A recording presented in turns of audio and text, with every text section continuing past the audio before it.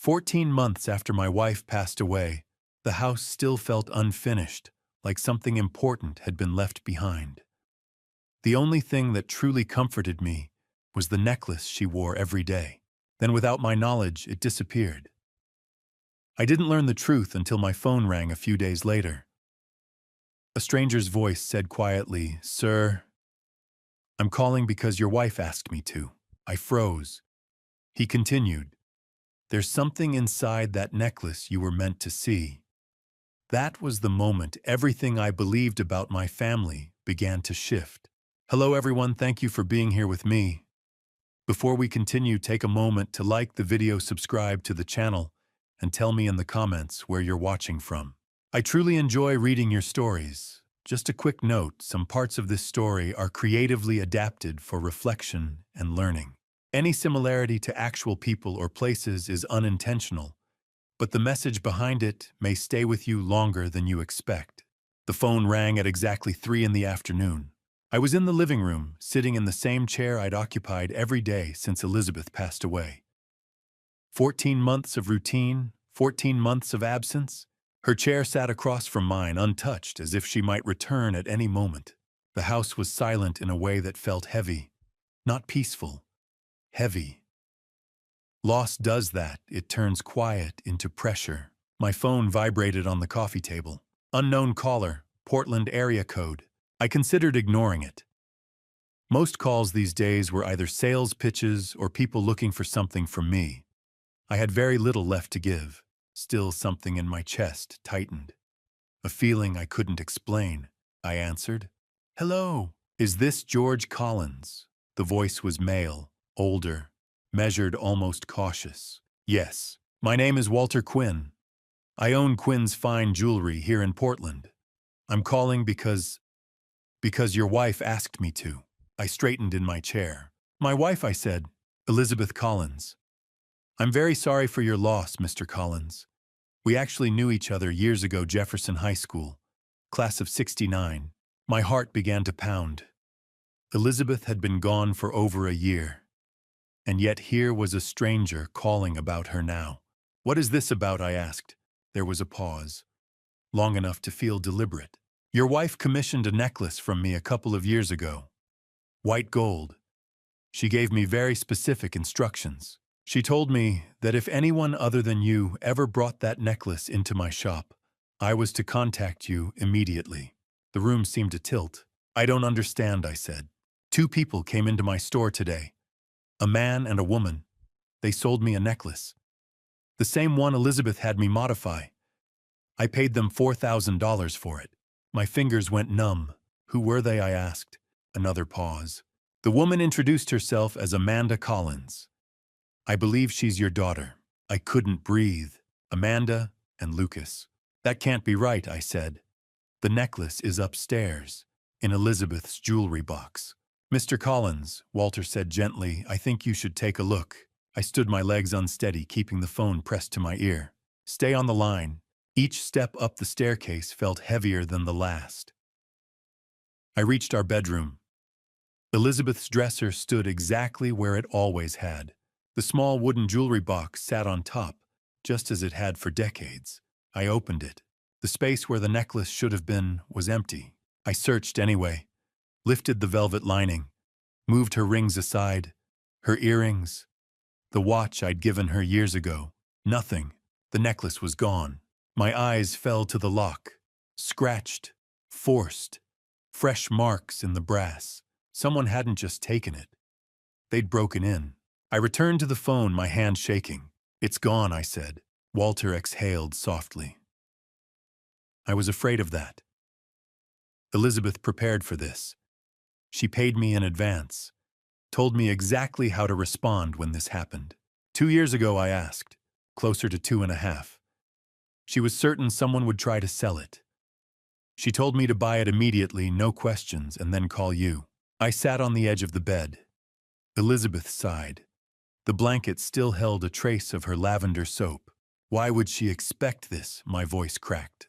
"She didn't explain, but she told me there was something you needed to see, something concealed inside the necklace." "Inside?" I asked. "There's a hidden compartment. Very small. I'm the only one who knows how to open it. Elizabeth designed it that way. My thoughts raced.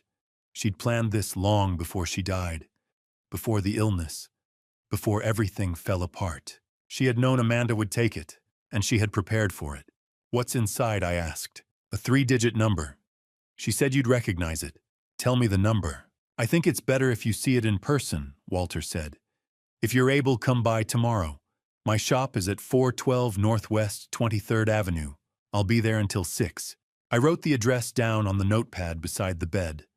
Elizabeth's handwriting still filled the page above it, grocery reminders, appointments, ordinary life. She'd been planning this in the middle of all that. Before hanging up, Walter spoke again. Mr. Collins, your wife told me something else.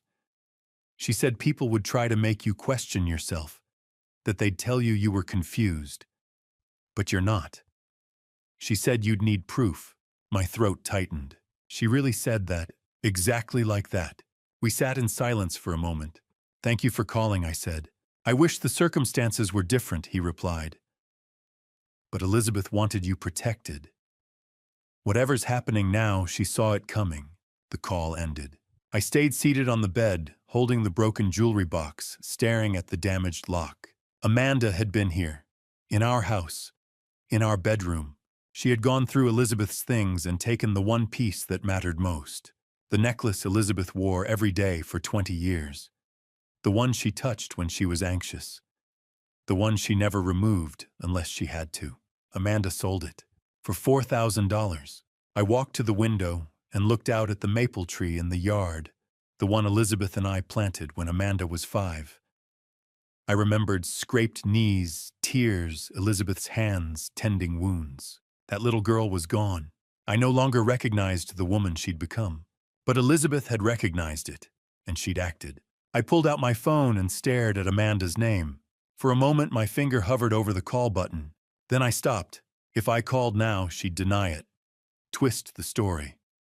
Tell me I'd forgotten. Make me question my own memory. Walter said there was something hidden in the necklace.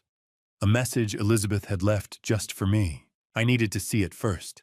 Only then would I confront my daughter. With proof, not suspicion. I set the phone down and went back downstairs. Dinner was leftover soup, Elizabeth's recipe. I'd found her handwritten card weeks ago and followed it carefully. It didn't taste the same. Nothing did. Afterward, I sat in my chair and stared at the empty one across from me. What did you know? I asked the quiet room. No answer. But tomorrow I'd go to Walter's shop. I'd see the necklace again, and whatever Elizabeth had hidden inside it. And then I would finally understand. I turned my wedding ring slowly on my finger. 48 years of marriage. She'd loved me through all of them. And in the end, she'd protected me. Even from our own child. That night, sleep never really came. I lay awake, staring at the ceiling, thinking about Elizabeth's hands. The way she always touched the necklace when she was deep in thought. I'd known. And soon I would know too. I went back upstairs after dinner. The soup sat heavy in my stomach. Or maybe that was the anger. The bedroom felt different now. Violated. Someone had been in here. Gone through Elizabeth's things. Taken what mattered most. I turned on the lamp beside the jewelry box. Bright light. No shadows. The lock stared back at me. Small, brass, delicate, and damaged. I ran my finger along the edge. Fresh scratches. Deep ones. The kind that showed bright metal underneath years of tarnish. Someone hadn't picked this lock. They'd forced it, probably with a screwdriver. Or a butter knife. Something thin and strong enough to pry the mechanism open without breaking the whole box. Careful, but not careful enough. I opened the lid again. Looked at everything inside. Elizabeth's wedding ring. The one she'd stopped wearing after her fingers swelled from medication. Her pearl earrings. The ones I'd given her on our 25th anniversary. A silver bracelet from Amanda. When Amanda was 12. Before everything changed. All of it still there. Only the necklace was gone. Whoever took it knew exactly what they wanted. I sat on the edge of the bed. Pressed my palms against my knees. Tried to remember. Elizabeth had worn that necklace every single day. For 20 years, maybe longer.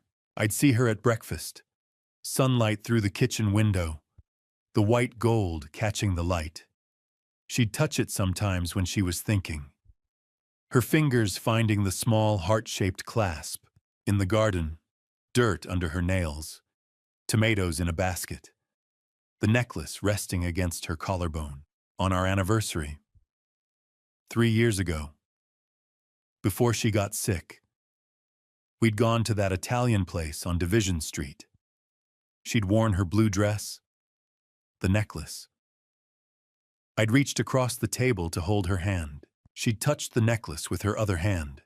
"This is my favorite thing you ever gave me," she'd said. I'd frowned. "I didn't give you that." She'd smiled. That knowing smile. The one that meant she had a secret. I know. I'd laughed. Thought she was joking. But she wasn't. She'd bought it herself. 2.5 years ago. Right around the time Amanda's real estate project collapsed. Right after Amanda started asking questions about our finances, about wills, about what would happen if something happened to me. Elizabeth had seen something, and she'd started planning. I stood, walked to the bedroom door, looked at the frame, the lock, there, just above the handle. A thin scratch. Recent. The wood lighter where something had scraped it. Someone had picked this lock too, but Amanda didn't need to pick it. She had a key. Elizabeth had given her a spare 5 years ago. "Just in case," Elizabeth had said. "In case there's an emergency and you need to get in." I walked downstairs, to the kitchen, opened the drawer where we kept the spare keys. Amanda's key wasn't there. She still had it. I leaned against the counter, closed my eyes, forced myself to think. When had she been here? Not Monday. I'd been home all day. Not Tuesday. Today. Until Walter's call, everything had been normal. Sunday. 3 days ago, she'd stopped by around 2 in the afternoon. Said she wanted to check on me. Brought a casserole. Said Lucas was working. Said she missed me. We'd sat in the living room. Talked about nothing. The weather. Her job. The traffic on Hawthorne. Then she'd excused herself. "Can I use your bathroom, Dad?" "Of course." She'd gone upstairs. I'd stayed in the living room, finished my coffee. She'd been gone 15 minutes. When she came back down, she'd hugged me. Said she loved me. Said she'd come by again soon. And she'd left, with Elizabeth's necklace in her purse. My hands gripped the counter edge. She'd planned it. Come over with an excuse. Gone upstairs while I waited below. Broken into the jewelry box. Taken the one thing Elizabeth never took off. And then hugged me goodbye. I pulled out my phone, scrolled to her number, Amanda Collins, my daughter. My thumb hovered over the call button. One tap. That's all it would take. I could hear her voice already, confused, concerned. "Dad, what's wrong?" "The necklace, Elizabeth's necklace. You took it." "What necklace, Dad? I don't know what you're talking about." "You were here Sunday. You went upstairs. You took it." "Dad, I didn't take anything." "Are you feeling okay? Have you been eating, getting enough sleep?" She'd turn it around. Make it about me, about my memory. About whether I was competent to live alone. And maybe I'd start to doubt myself. Maybe I already was. I set the phone down. Walter's words echoed in my head. "There's something inside. A number. She said you'd understand." If I called Amanda now, I'd have nothing but accusations. No proof. Just my word against hers. And she'd already sold the necklace. The evidence was gone, unless I got it back. Walter had it. Bought it for $4,000. Had it locked in his shop right now. He'd open it tomorrow. Show me what Elizabeth had hidden inside. Then I'd know. Then I'd understand why she'd planned this.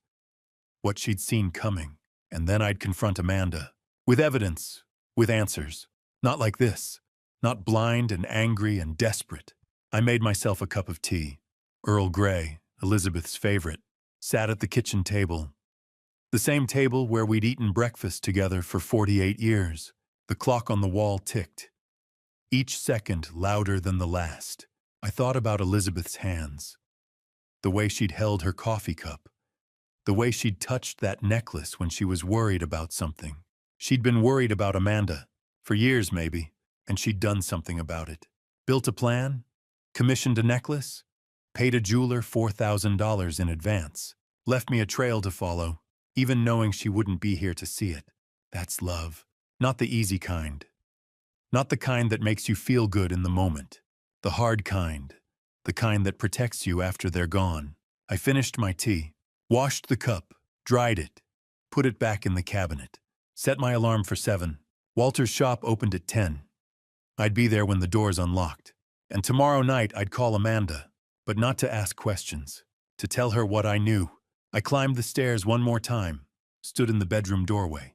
The jewelry box sat open on the dresser, the broken lock catching lamplight. "I'm listening, Elizabeth," I whispered. "Show me what you left behind."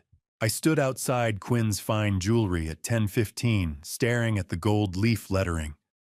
The Pearl District hummed around me, coffee shops, boutiques, normal life. Mine stopped being normal when Walter Quinn called.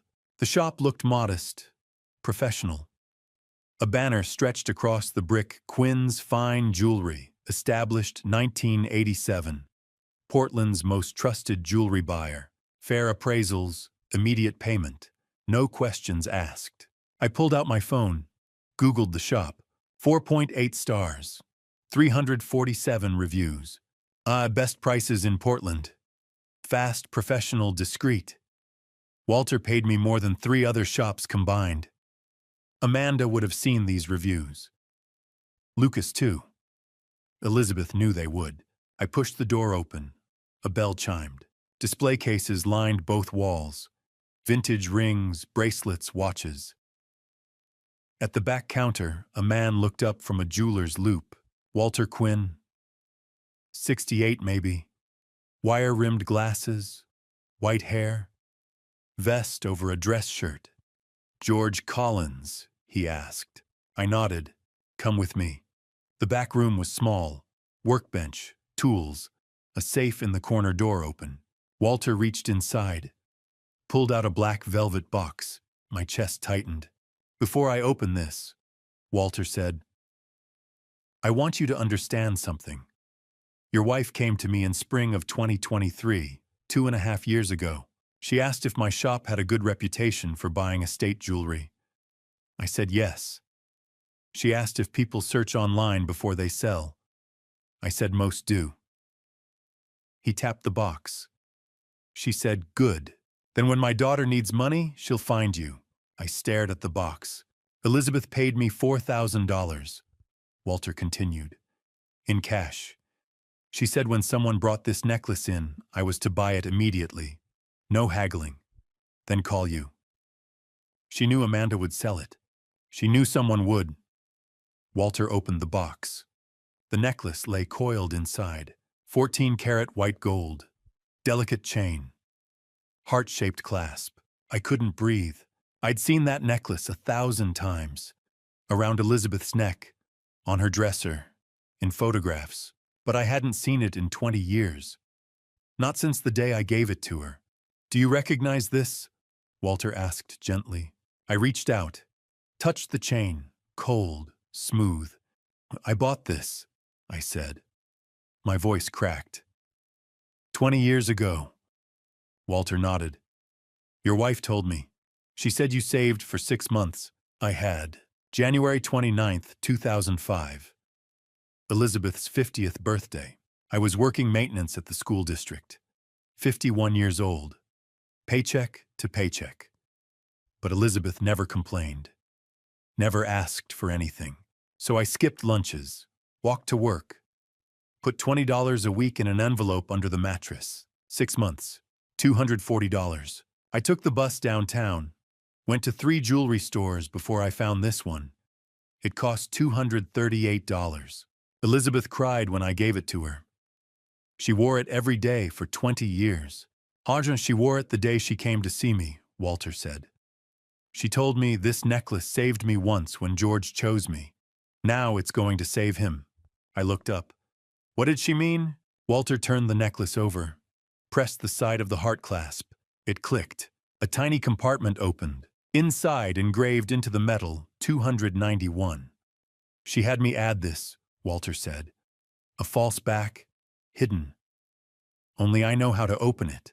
I stared at the numbers. January 29th, I whispered. Your wedding day, Walter said. And the day you gave her this necklace. 28 years apart. Same date. January 29th, 1977. I was 23. Elizabeth was 21. We got married at the courthouse. No money for a big wedding. Just us and a promise. She chose this necklace because it was yours, Walter said. Your love. Your sacrifice. She wanted it to be the thing that caught them. Caught them? Your daughter and her boyfriend. Elizabeth knew if Amanda needed money, she'd search online. She'd see my reviews. 4.8 stars. Best prices in Portland. She'd think she was being smart, but Elizabeth had already set the trap. I felt something crack open inside me. Elizabeth paid you $4,000, I said slowly. The same amount you paid Amanda. Correct. Your wife made sure I didn't lose anything. Walter looked at me. She also made sure you'd know what to do next. He reached into his desk drawer, pulled out a white envelope. My name was written across the front. Elizabeth's handwriting. My hands went numb. She left this, Walter said. Told me to give it to you after I showed you the number. I took the envelope. Inside a single card. George, Box 291, Portland Private Bank. Downtown. Everything you need is there. I love you, Elizabeth. I read it twice, 3 times. Box 291. The same number engraved inside the necklace. Safe deposit box, Walter said quietly. She opened it 2 years ago, January of 2023. Paid the rental fee 10 years in advance. You're listed as the authorized accessor. All you need is your ID and the key. Key. Walter pointed to the envelope. I looked inside again. A small silver key taped to the bottom of the card. Walter wrote an address on a business card. 418 Southwest Broadway, downtown, 3rd floor. Ask for the vault manager, Patricia Miller. Elizabeth spoke with her personally. I took the card, stared at Elizabeth's note. She'd planned this 2.5 years ago, while she was still alive, still healthy. She knew Amanda would steal from me. She knew Amanda would sell the necklace. She knew Amanda would find Walter through Google, and she'd left me a trail. A trail that started with the thing I gave her 20 years ago, proof of my love, and led to a locked box downtown. What's in it? I asked. Walter shook his head. She didn't tell me, but she said you'd understand when you saw it. I closed my fist around the necklace. 20 years ago, I gave this to Elizabeth because I loved her. Yesterday, Amanda stole it because she didn't love me. Today, it came back to me with instructions. Thank you, I said. Walter nodded. Your wife loved you very much, George. What she did, most people don't think that far ahead. She protected you. Even after she was gone, I walked out into the bright Portland morning. In my pocket, the necklace. In my hand, Elizabeth's note, the key, and the bank address. In my chest, a growing certainty. Elizabeth hadn't just left me a necklace. She'd left me a weapon. And whatever was in Box 291, I was about to find out. Spring 2023, 2.5 years before the call. The bell above the door chimed. Elizabeth Collins stepped into Quinn's Fine Jewelry on a Thursday morning in late April. The shop was quiet. Sunlight filtered through the display window, catching the facets of vintage rings and estate bracelets. At the back counter, Walter Quinn looked up from his workbench. Elizabeth, he said, surprised. Elizabeth Mitchell from Jefferson High. She smiled, tired but genuine. Class of '69. You became a jeweler, I remember. Walter set down his loupe, walked to the front counter. I haven't seen you in 40 years? Something like that. Elizabeth's voice was soft, measured. They exchanged pleasantries. Grandchildren, retirement, the neighborhood. But Elizabeth's face remained serious. Her hands gripped her purse a little too tightly. After a moment, she leaned forward. "Oh, Walter," she said quietly, "I need your help, and I need you to keep this secret." Walter's expression shifted. He gestured toward the back room. "Come with me." They sat at his workbench. The door closed behind them. Elizabeth reached into her purse, pulled out a small velvet pouch, set it on the table. Walter opened it carefully. Inside a white gold necklace, delicate chain, heart-shaped clasp. The links were worn smooth from years of contact with skin, but the craftsmanship was still visible. "It's beautiful," Walter said. "How long have you had it?" Elizabeth's eyes softened. 18 years. George gave it to me on my 50th birthday. January 29th, 2005. She touched the chain gently. "That's also our wedding anniversary," she continued. "We got married January 29th, 1977. So every year that date means two things: the day we married and the day he gave me this."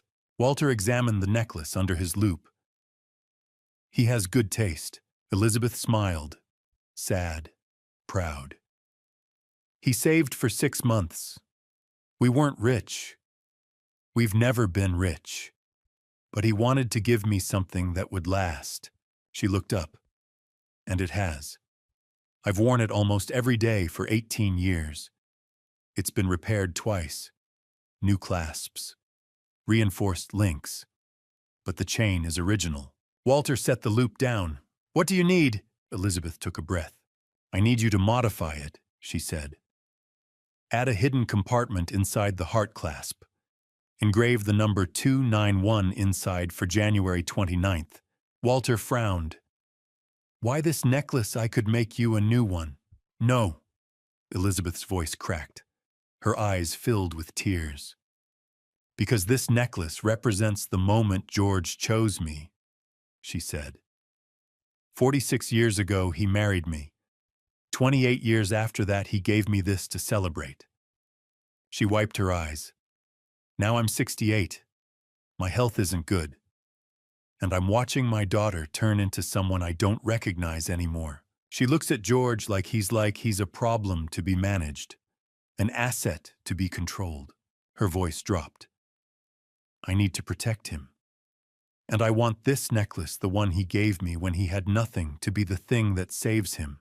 Walter was silent. Elizabeth pulled out her phone, opened Google, typed "Quinn's Fine Jewelry, Portland." She turned the screen toward him. 4.8 stars. 347 reviews. "Best prices in Portland. Yeah, fast, professional, discreet. Walter paid me more than 3 other shops combined." Elizabeth looked at him. "If someone in my family needed to sell jewelry fast, where would they go?" Walter stared at the screen, then at her. "Here. They'd come here." "What exactly?" Elizabeth said. "Because you're the obvious choice, the smart choice, and my daughter always thinks she's smart." She set the phone down. "So when she steals this necklace from George's house," Elizabeth continued, "and when she needs money fast, she'll search online. She'll see your reviews. She'll think she's being clever, but I'll have already set the trap." Walter exhaled slowly. "You really think she'll steal from him?" "I know she will," Elizabeth said. "I've watched her for 3 years. She's been circling, waiting. The only reason she hasn't made a move yet is because I'm still alive." She paused. "But I won't be. Not for much longer." Walter's face softened. "Elizabeth, it's okay," she said. "I've made my peace with it. But I won't leave George defenseless." Walter examined the necklace again, turned it over, pressed the edges of the heart clasp. "I can create a false back," he said. "A tiny compartment. When it's closed, it'll look completely normal." "How long?" 2 weeks. Elizabeth reached into her purse again, pulled out a white envelope. She set it on the workbench. Walter opened it. $4,000. Cash. "This covers the modification," Elizabeth said, "and the buyback in the future. When someone, probably Amanda or her boyfriend, brings this in to sell, buy it immediately. Pay them $4,000. Then call George. She handed him a card with a phone number written on it. This is his cell. Don't call until after I'm gone. If I'm still alive, I'll handle it myself. Walter stared at the money. You're building a trap. I'm building a safety net, Elizabeth corrected. There's a difference. She stood, held out her hand. Will you do this for me, Walter, for George Seton Taum? Walter took her hand. I will, I promise, Elizabeth nodded. Thank you. She turned to leave, paused at the door. One more thing, she said.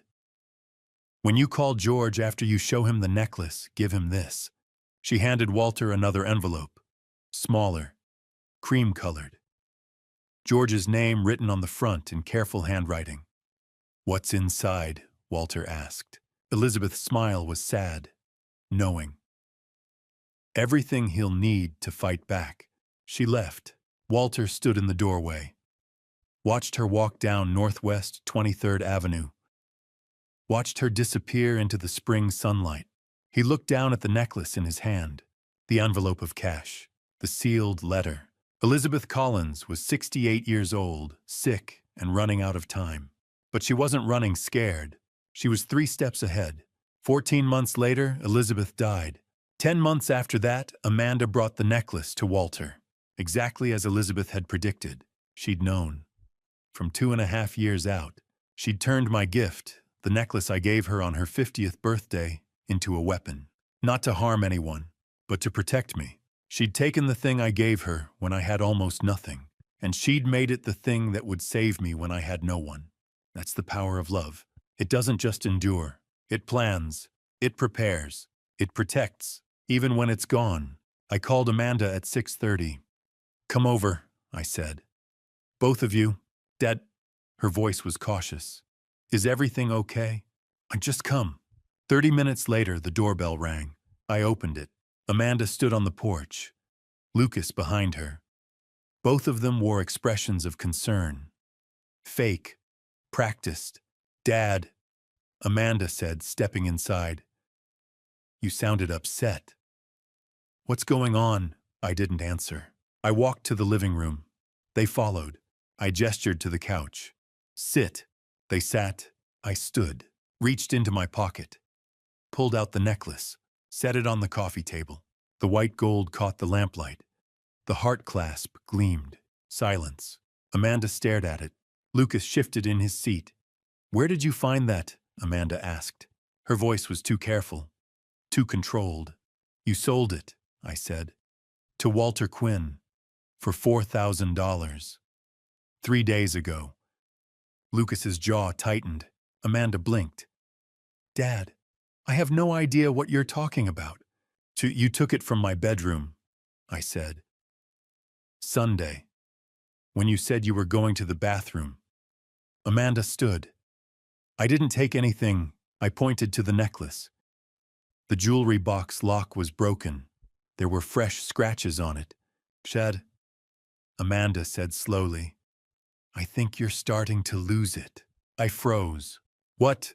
She looked at Lucas, then back at me. Her expression softened. Pity, concern. You're getting older, she said. And your memory, it's probably not what it used to be. My chest tightened. Lucas leaned forward. She's right, George. We've noticed some things. You forget where you put your keys. Last month you called us twice to ask the same question. That has nothing to do with this, I said. Amanda stepped closer. Maybe you moved the necklace and forgot. Maybe you're confused about what happened. I'm not confused, I said. Walter Quinn called me. He told me you sold it. Walter Quinn, Amanda repeated. Who's that? A jeweler. Quinn's Fine Jewelry. 412 Northwest 23rd. Amanda looked at Lucas. Do you know anyone named Walter Quinn? Lucas shook his head. She turned back to me. Dad, there was no sale. There's no jeweler. I think maybe you dreamed this. I have the necklace right here. Yes, Amanda said patiently. Because it's been in your house the whole time. Maybe you found it and forgot you'd moved it. The lock was broken. Maybe you broke it, she said. Maybe you were looking for something and forgot. I felt something crack inside me. A small crack, just for a moment. Was I confused? Had I imagined the call? Amanda saw the hesitation in my face. She pressed forward. Dad, she said softly, this is exactly what we've been worried about. You're forgetting things, getting confused. Your mind, it's not as sharp as it was. Lucas nodded. Maybe we should take you to see Dr. Owen, get you checked out. There's nothing wrong with me, I said, but my voice sounded weaker than I wanted it to. Amanda sat on the armrest of the couch, close to me, her hand on my shoulder. We're not trying to be mean, she said. We love you, but we're worried about whether you're still capable of living alone. I pulled away. I'm capable, and I'm not confused. Then show me proof, Amanda said. Her voice hardened. Show me a receipt. Show me Walter Quinn's phone number. I pulled out my phone, scrolled to Walter's number, held it up. Amanda glanced at it, shrugged. That could be anyone. Did you verify that's actually a jeweler? Or did some scammer call you and pretend to be one? I stared at her. So Dedan, she said, scammers target elderly people all the time. They call, they make up stories, they confuse you. She stepped closer. I think someone scammed you, and now you're accusing us because you don't want to admit you got tricked. My hands shook. Get out, I said. Dad, get out of my house. Amanda looked at Lucas. He stood. They walked to the door. Amanda paused, turned back. We're going to help you, Dad, she said, whether you want it or not. The door closed. I stood in the living room, alone. The silence pressed against my ears. I sat down in Elizabeth's chair, held the necklace. My hands were trembling. A part of me, small buried, whispered, what if they're right? What if I am confused? What if I dream the call? What if my memory is failing? I'd been forgetting things lately. Little things. Where I put my wallet. Whether I'd locked the back door. What if this was bigger? What if I was losing my mind? I looked down at the necklace in my palm. The heart clasp. I pressed the side. Click. The hidden compartment opened. Inside the engraving, 291. January 29th. The day I married Elizabeth. The day I gave her this necklace 28 years later. The day she turned 50.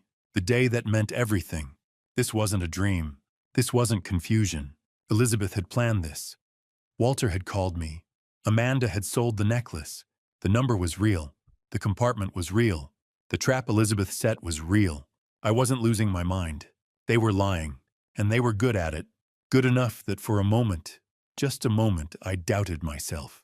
That's what gaslighting does. It makes you question reality. It makes you feel crazy, even when you're holding proof in your hand. I closed the compartment, set the necklace on the side table, stood, walked to the window. Outside, Amanda's car was still in the driveway. She and Lucas were sitting inside, talking. I couldn't hear them, but I could see their faces. They weren't worried. They were strategizing. Amanda pulled out her phone, typed something, showed Lucas. He nodded. They were planning something. And I knew deep in my bones that we're going to help you whether you want it or not wasn't an empty threat. It was a warning.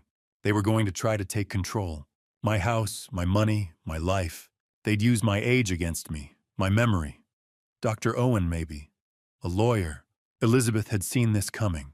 2.5 years ago, she'd seen it. And she'd left me weapons. The necklace was the first. Tomorrow, I'd find the second.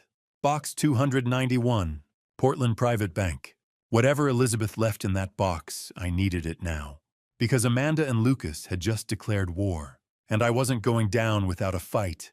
I was staring at my coffee when the doorbell rang. Grace Holloway stood on my porch. White hair and soft curls. A cardigan with flowers embroidered on the buttons. A smile that could melt a frozen winter. George, dear, I just wanted to check on you. Haven't seen you on your walks lately. I managed a nod. Rough week, Grace. She stepped inside, her eyes drifting to Elizabeth's empty chair. I know, sweetheart. 14 months, and it still feels like yesterday. She touched my arm. But you're not alone. The whole neighborhood's thinking of you. I wanted to believe her. Now, actually, I saw Amanda posted some beautiful photos. Hawaii right, Waikiki Beach. That sunset looked gorgeous. The coffee cup stopped halfway to my mouth. Hawaii! Oh, yes. About a week ago, I think. Her and Lucas.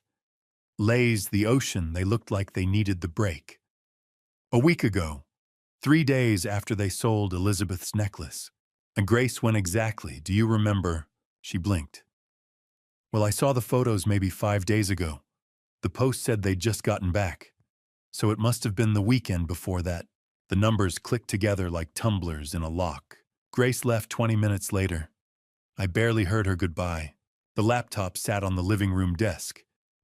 I hadn't touched Elizabeth's online account since she died, but I knew Amanda's profile was public. She always was. Proud of her life, her accomplishments, her trips. I typed her name into the search bar. There. Her profile loaded. Smiling photos. A perfect life on display. I scrolled down and there it was, posted August 15th. The caption read, "Sometimes you just need to hit pause and breathe. Life is stressful, but moments like these remind me what really matters." The photos loaded one by one. Amanda and Lucas on Waikiki Beach. Sunset behind them. Sky burning orange and pink. Lucas holding a Mai Tai at a beachside bar. Amanda wearing a white lei, grinning at the camera. Dinner at an oceanfront restaurant. White tablecloths. Wine glasses catching the light. A video of them on a sunset cruise. Lucas's arm around her waist. Her laughter louder than the waves. I clicked on the timestamps. August 12th through 14th. 3 nights. Walter had called me on Monday, August 16th. Amanda and Lucas had sold the necklace on Thursday, August 12th. They'd flown to Hawaii the same day. I leaned back in the chair. My hands were shaking. I opened a new tab and searched for flight prices from Portland to Hawaii. Round trip roughly $700 per person. 2 people, $1,400 total. Waikiki hotel for 3 nights, minimum $500. Food, drinks, sunset cruise, another $200. Total $2,100. But the necklace sold for $4,000. I grabbed the notebook I'd been keeping and wrote down the numbers. $4,000 received from Walter. $1,800 for Lucas's vendor debt he'd mentioned at Thanksgiving. $600 for the Lexus payment. 3 months overdue, she'd complained about it at Easter. $1,400 for the Hawaii trip. $200 in miscellaneous expenses. Total $4,000. Every single dollar. They'd taken Elizabeth's necklace, the one she'd worn for 20 years. The one that held a secret message. The one she'd trusted Walter to protect. And turned it into Mai Tais and sunset cruises. I stared at Amanda's caption again. Life is stressful, but moments like these remind me what really matters. Stressful. They stole from me, gaslit me, called me delusional, and then they sipped cocktails on a beach. I printed the photos. All of them. The beach, the drinks, the lei, the cruise. I printed the flight dates, the hotel price estimates, that caption. I laid them all out on the kitchen table at 2847 Southeast Hawthorne Boulevard. Not legal evidence. I knew that. A lawyer would laugh at me if I tried to use vacation photos in court. There was no direct proof the Hawaii money came from the necklace. Amanda could say they'd saved up, that Lucas got a bonus, that they'd borrowed from friends. A judge wouldn't accept circumstantial timing. But this was proof of something else. Proof of who they really were. They'd taken Elizabeth's necklace, the one I'd saved 6 months to buy the one she'd worn every day for 20 years, and they'd turned it into a vacation. While I sat in this empty house, grieving, while they called me confused, delusional, losing my mind. They were sipping cocktails on Waikiki Beach. The timeline was damning. August 12th sold the necklace. August 12th, flew to Hawaii. August 15th, posted the photos. August 19th came to my house and told me I was imagining things. My chest tightened. Not with grief this time. With a cold, focused rage. Elizabeth had known. She'd known this would happen. That's why she'd built the plan. The necklace. Walter. That hidden compartment. She knew Amanda would take, would lie, would twist the truth. I picked up the printed photo of Amanda on the beach. Her smile. Her lay. Her perfect sunset. And I thought about the number engraved inside the necklace clasp. Elizabeth had left me clues. It was time to follow them. I folded the printouts carefully and slid them into a large yellow envelope. These wouldn't hold up in court, but they'd hold up in a confrontation. When the time came, when I had real evidence, legal evidence, I'd show Amanda these photos. And I'd watch her face when she realized I knew exactly what she'd done with Elizabeth's memory. Then I pulled out my phone. I didn't call Amanda. I called the number on the business card Walter had given me. Portland Private Bank. The phone rang twice. A woman answered, professional and calm. Portland Private Bank, how may I help you? I took a deep breath. I need to access a safe deposit box. Number 291. There was a pause. And your name, sir? George Collins. I heard keys clicking, a moment of silence. Mr. Collins, yes. I have you listed here as an authorized accessor. Box 291 was registered by Elizabeth Collins in January of 2023. My throat tightened. Elizabeth. 2.5 years ago. The same time she went to Walter. Can you come in today? I looked at the yellow envelope on the table. Yes. I'll be there in an hour. Wonderful.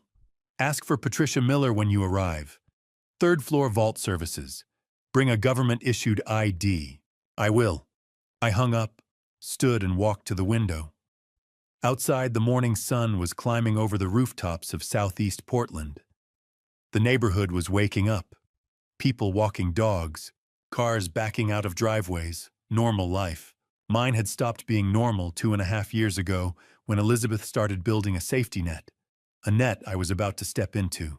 I grabbed my keys, my wallet, and the yellow envelope with the Hawaii photos. Not for the bank, not for a lawyer, for Amanda.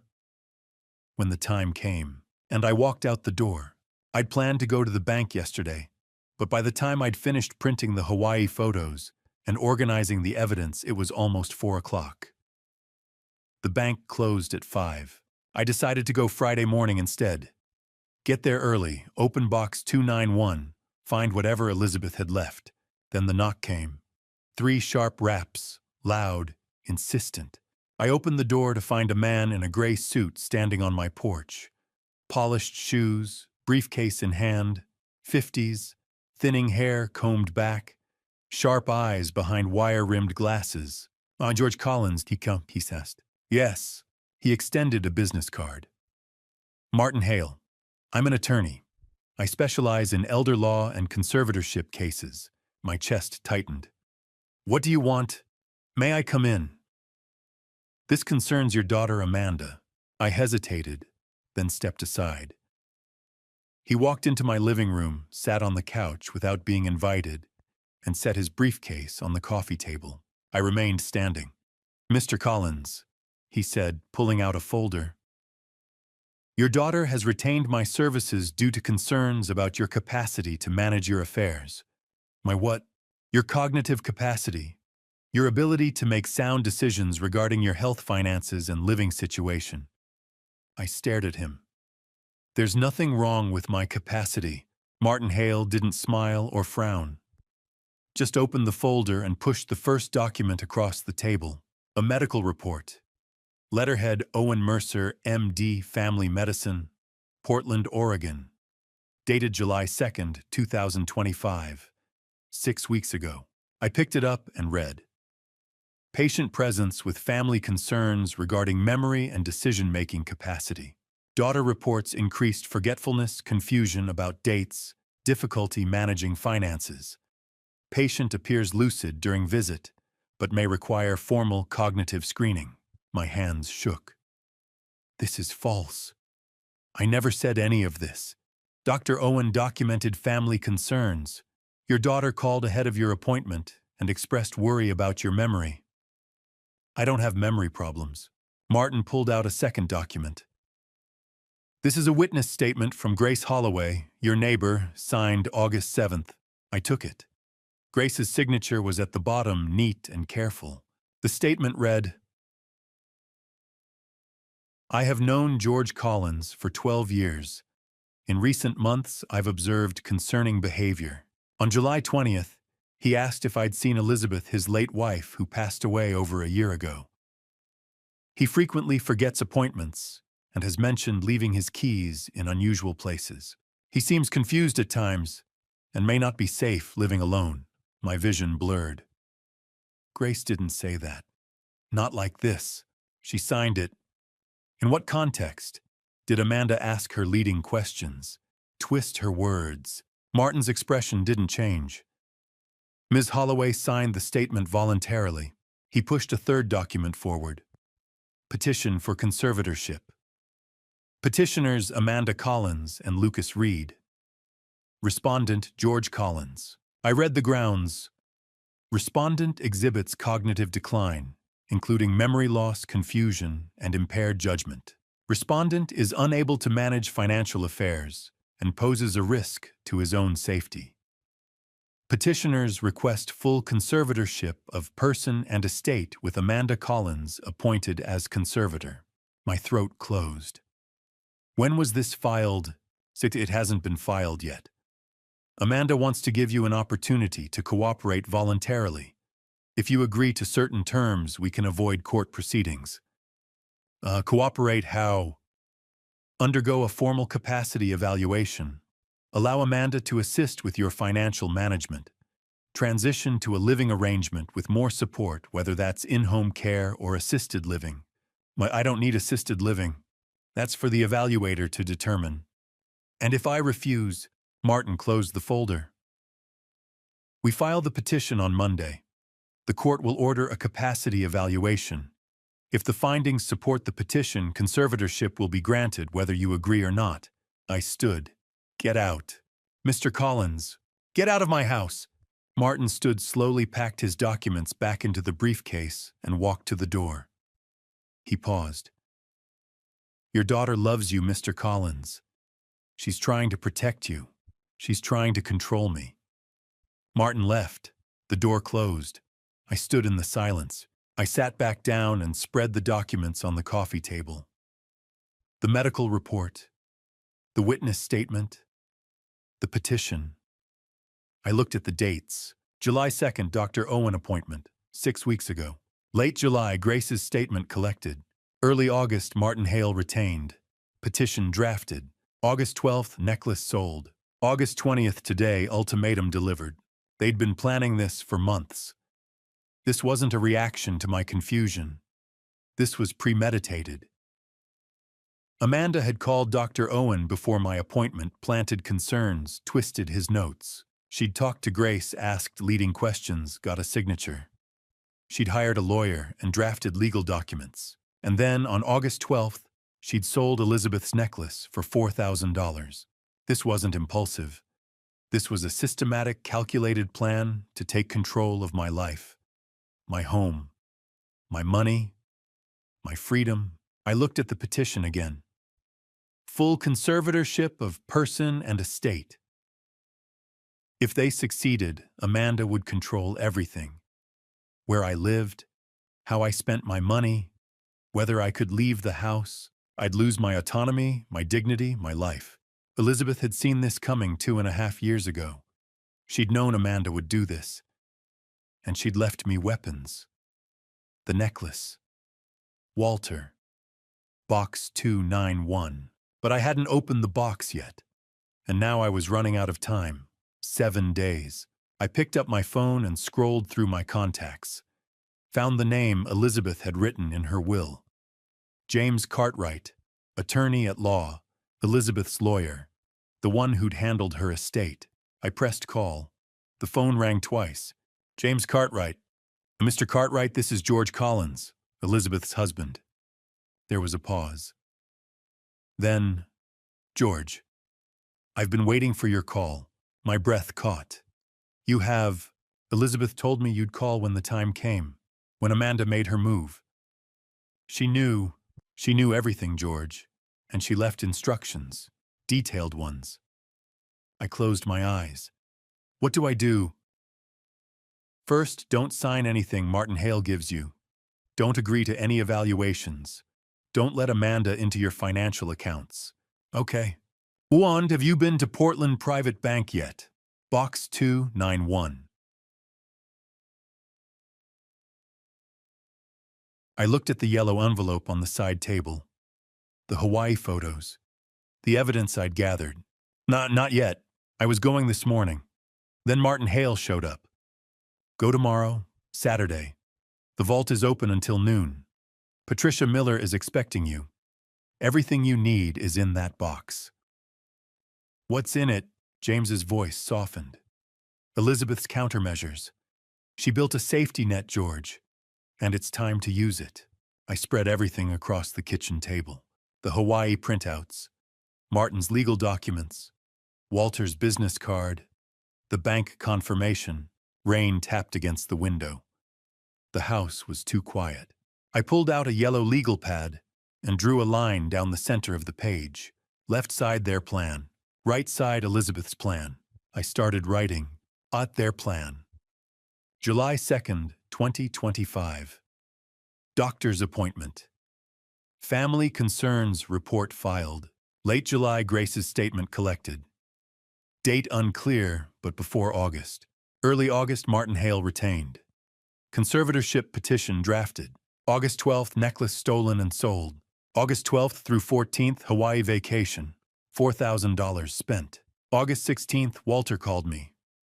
They didn't anticipate this. August 19th, confrontation. Dad's losing it. August 20th, Martin delivered ultimatum. 7 days to comply. 6 weeks of planning, every move calculated. I stared at the timeline, then started writing on the right side. Elizabeth's plan. 2.5 years ago, early 2023, Elizabeth met Walter Quinn. Commissioned necklace with hidden compartment. 2 years ago, 2024. Elizabeth opened safe deposit box 291. Deposited cash property deed letters. 14 months ago, June 2024, Elizabeth died. Necklace passed to me. August 2025. Amanda took necklace.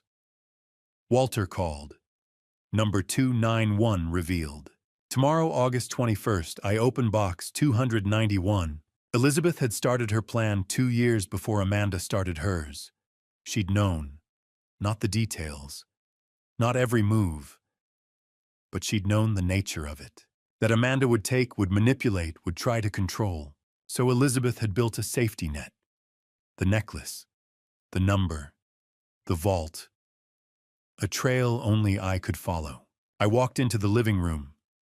Elizabeth's photograph sat on the mantel, taken on our 40th anniversary. Her smile. Those eyes that always saw everything. I picked it up and whispered, "You knew." The house was silent, but I felt her answer anyway. Of course I knew. I thought about the necklace, how she'd worn it every day for 20 years. Never took it off. Even when she slept. I'd thought it was just sentiment, but it wasn't. It was a message waiting. Why didn't you tell me? I asked the photograph, but I already knew the answer. Because telling me wouldn't have been enough. I would have confronted Amanda, argued with her, and I would have lost. No evidence. Just accusations. Elizabeth needed me to see it for myself, to experience it, to gather proof. The necklace sale, the Hawaii trip, the lawyer's documents. Each piece was a weapon. Elizabeth had given me an arsenal. I just needed to be willing to use it. I set the photo back on the mantel. I'm not going to let them win. The rain kept falling. I sat in my chair. Elizabeth's chair across from me. Empty. My mind circled back to Amanda's words. Dad's losing it. Your memory, it's not what it used to be. Was it true? I'd been so certain about the necklace. But yesterday, I doubted myself. Wondered if I'd imagined the whole thing. That's what gaslighting does. It plants seeds of doubt. Even now, a part of me wondered. What if Dr. Owen is right? What if I really am confused? What if Amanda is actually trying to help me? I closed my eyes. No. The evidence was clear. Walter had confirmed the necklace, confirmed Elizabeth's plan, confirmed the $4,000. The Hawaii photos were real. The dates matched perfectly. The timeline was documented. July through August, 6 weeks. This wasn't confusion, this was theft, but the doubts lingered. Because that's what they wanted. They wanted me uncertain, self-questioning, weak. I thought about Martin's words. Elderly parents don't recognize they need help. That was the script they were building. The concerned daughter, the failing father, the necessary intervention. Clean, sympathetic, legal. And if I resisted, I'd look like the problem, a stubborn old man refusing help. I opened my eyes and looked at the timeline again. Box 291. Tomorrow I'd know what Elizabeth had left me. And then I'd decide how to fight. I spent the next hour organizing, created a folder, labeled it Evidence and Documentation. I divided the contents into 2 sections in my mind. For legal use, Walter Quinn's contact information. Eyewitness to necklace sale. Martin Hale's business card. Conservatorship threat. Dr. Owen's report, dated July 2nd, to be refuted with independent evaluation. Conservatorship petition. Draft copy, Grace's statement. Shows their manipulation tactics, though I won't use it against Grace. Bank confirmation. Box 291 access tomorrow at 10 in the morning. For confrontation, only Hawaii printouts. Photos, dates, caption. Financial breakdown. Estimated $4,000 spending. Timeline analysis. August 12th sale leading directly to August 12th through 14th vacation. I wrote a note in the margin. The Hawaii photos won't hold up in court. No direct proof the vacation money came from the necklace. Amanda could claim they saved up, that Lucas got a bonus, that they borrowed from friends. A judge wouldn't accept circumstantial timing, but the photos prove character. They prove intent. They prove who Amanda really is. When I confront her, when I have real legal evidence from Box 291, these photos will show her I know. I know exactly what she did with Elizabeth's memory. Then I made copies of everything and put the originals in a locked box. I wrote a final note in my notebook. Tomorrow, 10 in the morning. Portland Private Bank, 418 Southwest Broadway. Open Box 291. Read Elizabeth's letter. Discover what she left me. Next steps. Call James Cartwright, Elizabeth's attorney. Done. Get independent medical evaluation. Gather real legal evidence from Box 291. Build the case with James. Confront Amanda, but only when I have proof that will stand up in court. I underlined the last line twice. No more defense, no more doubt. This time I'd have everything. I didn't sleep, just sat in my chair, watched the rain, thought about Elizabeth.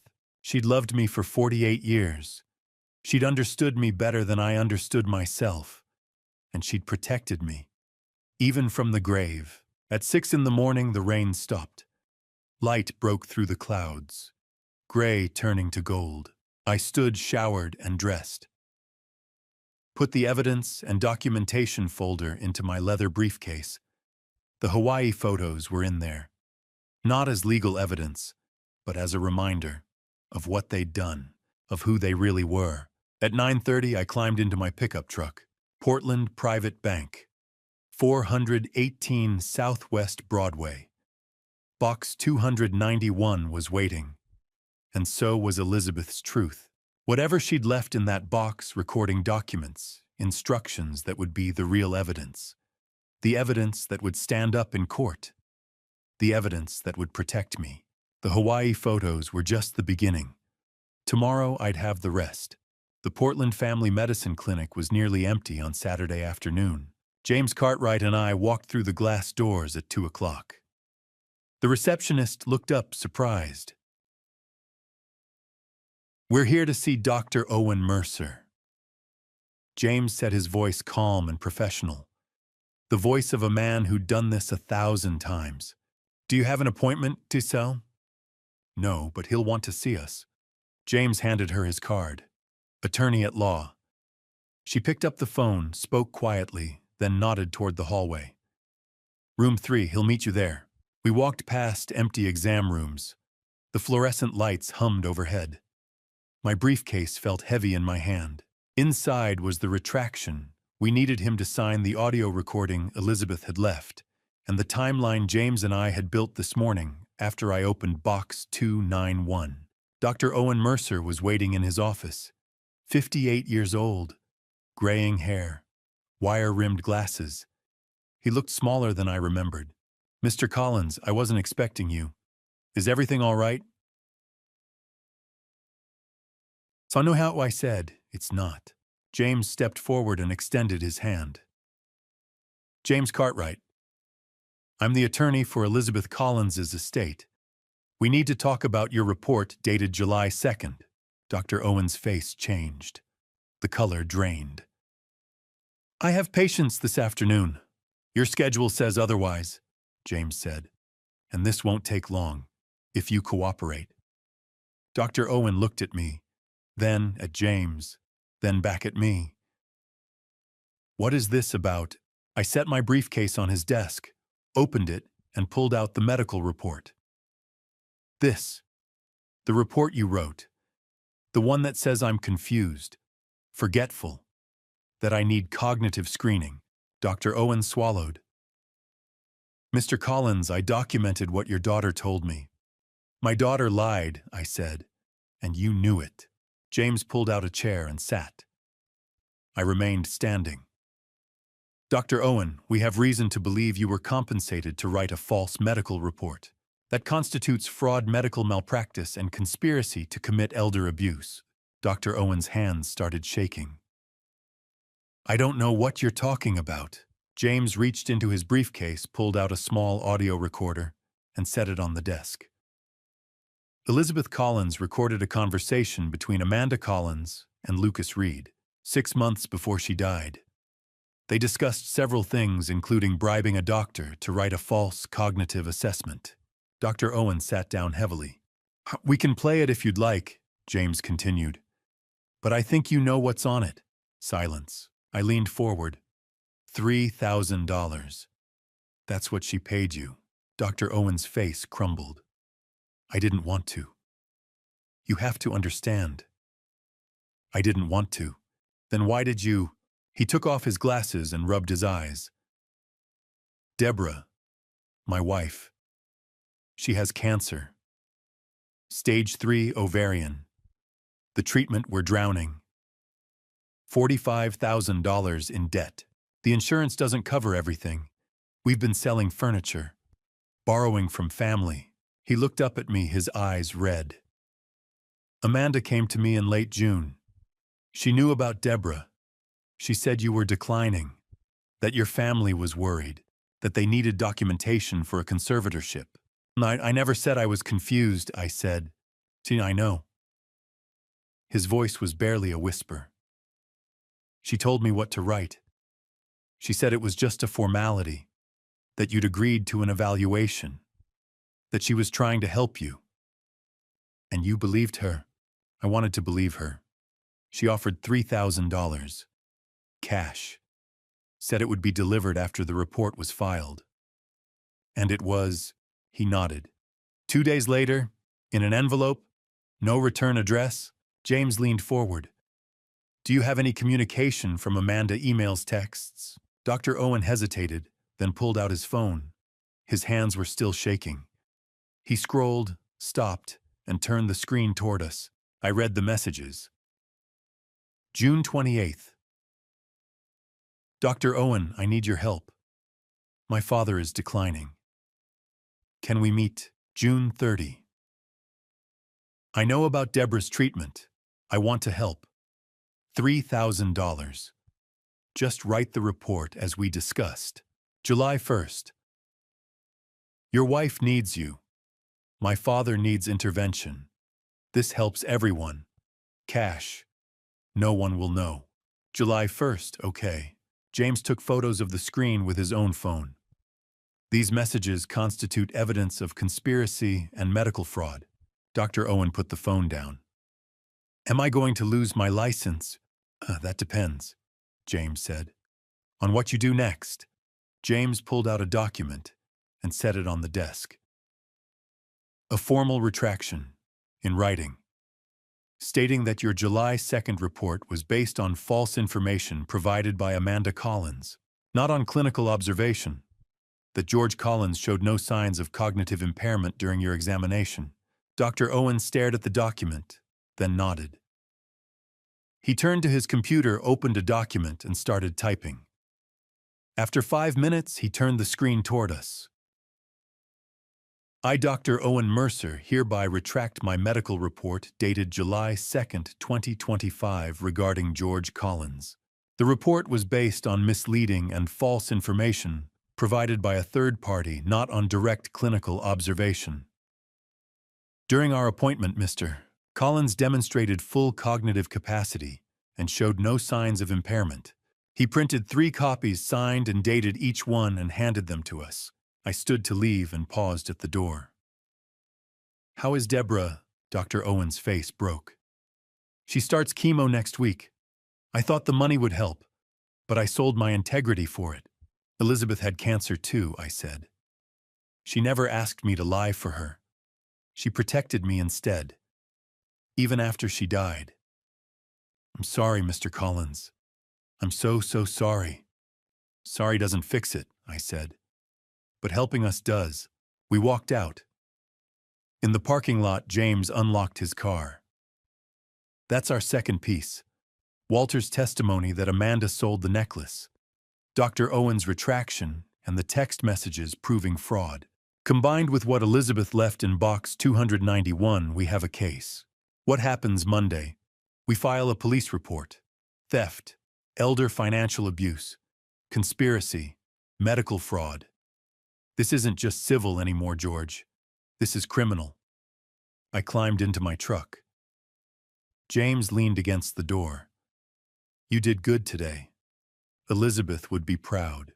I thought about the box, the letter, the recording. Everything she'd left behind. She knew. 2 years ago, she knew Amanda would do this. And she prepared, James said. Now we use what she left us. Monday, we'd file the report. And then Amanda would learn what it meant to steal from someone who'd been loved by Elizabeth Collins. I pulled into the parking garage beneath Portland Private Bank at 9:55 Saturday morning. The building rose above me, glass and steel. 20 stories of wealth and secrets. I took the elevator to the lobby. Marble floors, high ceilings, chandeliers that caught the late summer light. The place was quiet. Saturdays always were. A sign directed me to the 3rd floor. Vault services, another elevator. My reflection stared back at me in the polished doors. 71 years old. Tired, but not defeated. The 3rd floor reception was smaller, elegant. A woman sat behind a desk. I'm here to see Patricia Miller, I said. She picked up the phone, spoke quietly, and a moment later, a door opened. Patricia Miller was in her 50s, navy suit, silver jewelry, kind eyes behind modern frames. She extended her hand. Mr. Collins, I've been expecting you. Her grip was firm, professional. Elizabeth spoke of you often. I blinked. You knew Elizabeth. She opened box 291 2 years ago, January 2023.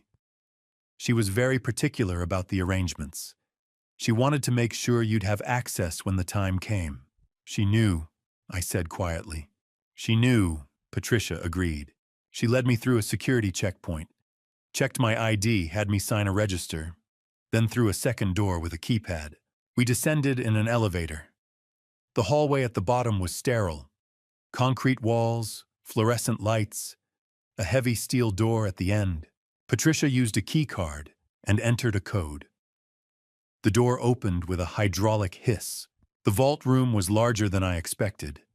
Rows of safe deposit boxes lined the walls, climate-controlled. Silent except for the hum of ventilation. Patricia walked to a section marked 200s. Box 291 was in the middle row. Waist height. We'll need both keys, mine and yours. I reached into my pocket. Found the small silver key Elizabeth had left with Walter. My hand shook as I inserted it into the lock. Patricia inserted hers on the opposite side. On 3, 1, 2, 3, we turned the keys simultaneously. The lock clicked. The box slid out. A long metal drawer. Heavier than I expected. Patricia gestured to a small room off to the side. A table, a chair, a door. Take your time. I'll be outside when you're ready. She left. The door closed softly. I was alone. I carried the box to the table, set it down carefully, took a breath, opened the lid. The first thing I saw was money. Stacks of $100 bills wrapped in bank bands, bundled and organized. I counted. 12 bundles of $10,000, 7 bundles of $1,000, $127,000. A note was attached. Elizabeth's handwriting. For emergencies, for freedom, for starting over. I love you. My throat tightened. Beneath the cash was a large manila envelope labeled property. I opened it. A property deed, heavy paper, official seal. 187 Ocean View Drive, Cannon Beach, Clatsop County, Oregon. Purchased March 2023, $380,000. Mortgage free. Owner George Collins. My name, not Elizabeth's. She'd bought a house without telling me and put it in my name alone. Another note. Our dream, the ocean, peace. It's yours now. I remembered, 20 years ago, a weekend trip to Cannon Beach. Elizabeth standing on the sand wind in her hair. Someday when we retire, let's live by the ocean. She'd made it happen, even knowing she wouldn't be there. The next item was a plastic sleeve. Stock certificates inside. Intel, Nike, Starbucks, a handwritten note.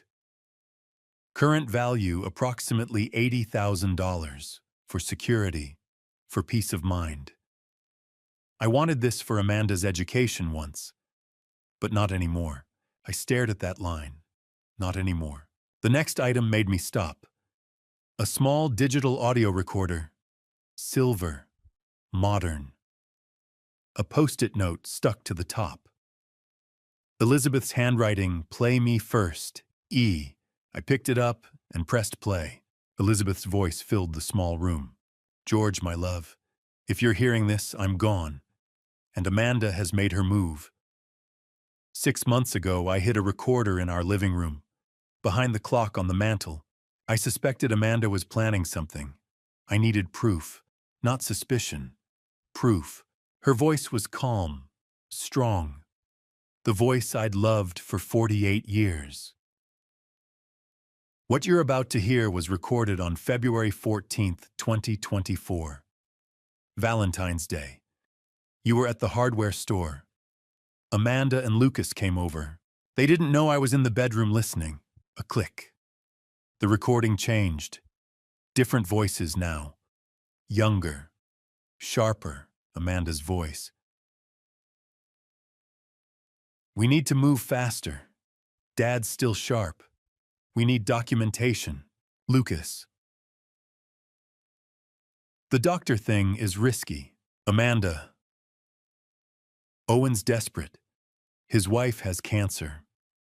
$5,000 in cash, he'll write whatever we want. My hands clenched around the recorder. Lucas, and if George fights back, Amanda laughed. He won't. He's old, grieving, alone. We'll make him look incompetent. Grace will sign a statement if we ask the right questions. Owen's report will back it up. Then conservatorship. Lucas, what about the house? Amanda. First thing we sell. 400,000 easy. Pay off my Lexus. Lucas's vendor debts. Maybe another vacation. Hawaii was nice. Dad won't even know what hit him. The recording ended. Silence. Elizabeth's voice returned. I'm sorry you had to hear that, my darling. But you needed to know. Not just suspect. No. Use this recording. Protect yourself. James Cartwright knows what to do. I've left detailed instructions with him. The trust documents are in the box. The deed. The money. Everything you need to be free. A pause. I love you, George. I've always loved you. From the day we met to the day I die. And I'm still protecting you. Even now. Even from here. Live my love. Live the life we dreamed about. Go to the ocean, watch the sunsets, be at peace. I'll be with you. Always. Click. The recording ended. I sat in the silence, staring at the recorder in my hands. Elizabeth had known. Not suspected. Known. She'd heard them planning, scheming, laughing about it, and she'd recorded every word. I looked at the remaining items. Legal documents. Title irrevocable trust. Elizabeth had transferred assets into a trust.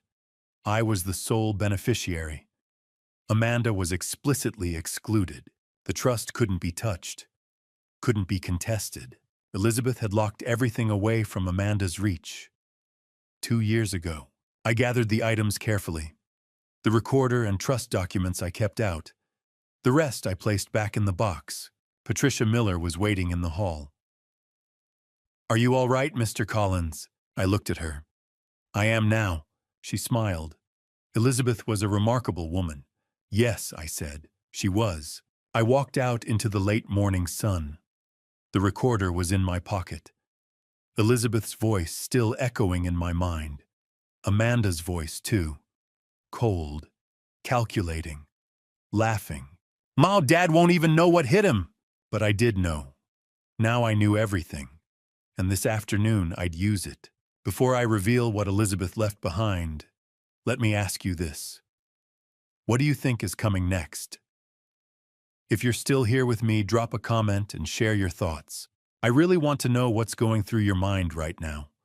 And just a quick note, the next part of this story includes some creatively shaped details that may not fully reflect real events. If that's not something you're comfortable with, you're welcome to stop watching here. I sat in Elizabeth's chair. The house was quiet. Evening light filtered through the windows, turning everything gold. Outside, the neighborhood settled into Saturday night. Families, dinners, laughter. Inside, I was alone.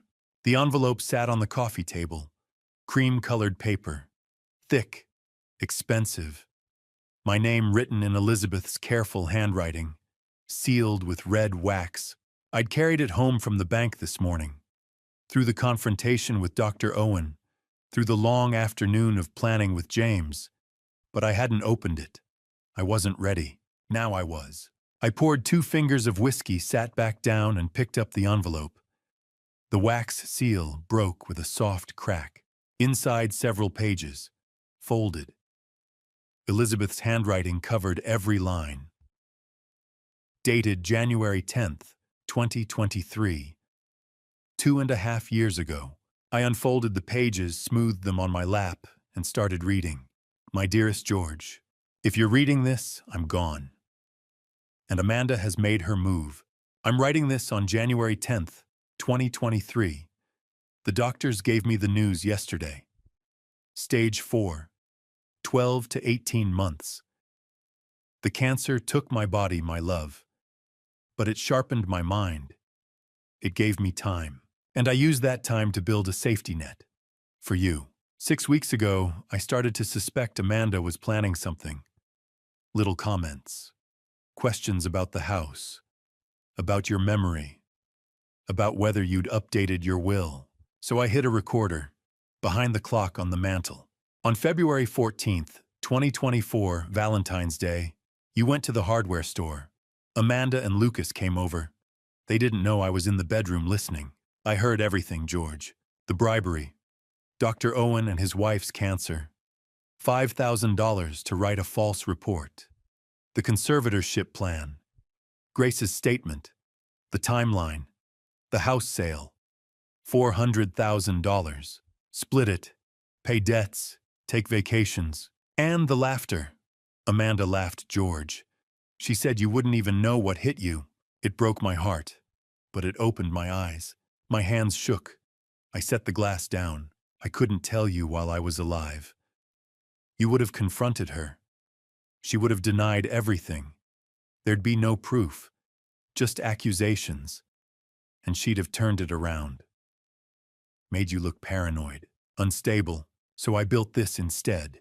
Evidence, assets, a plan. Here's what I've left you, $127,000 in cash. Every penny I could save without you noticing.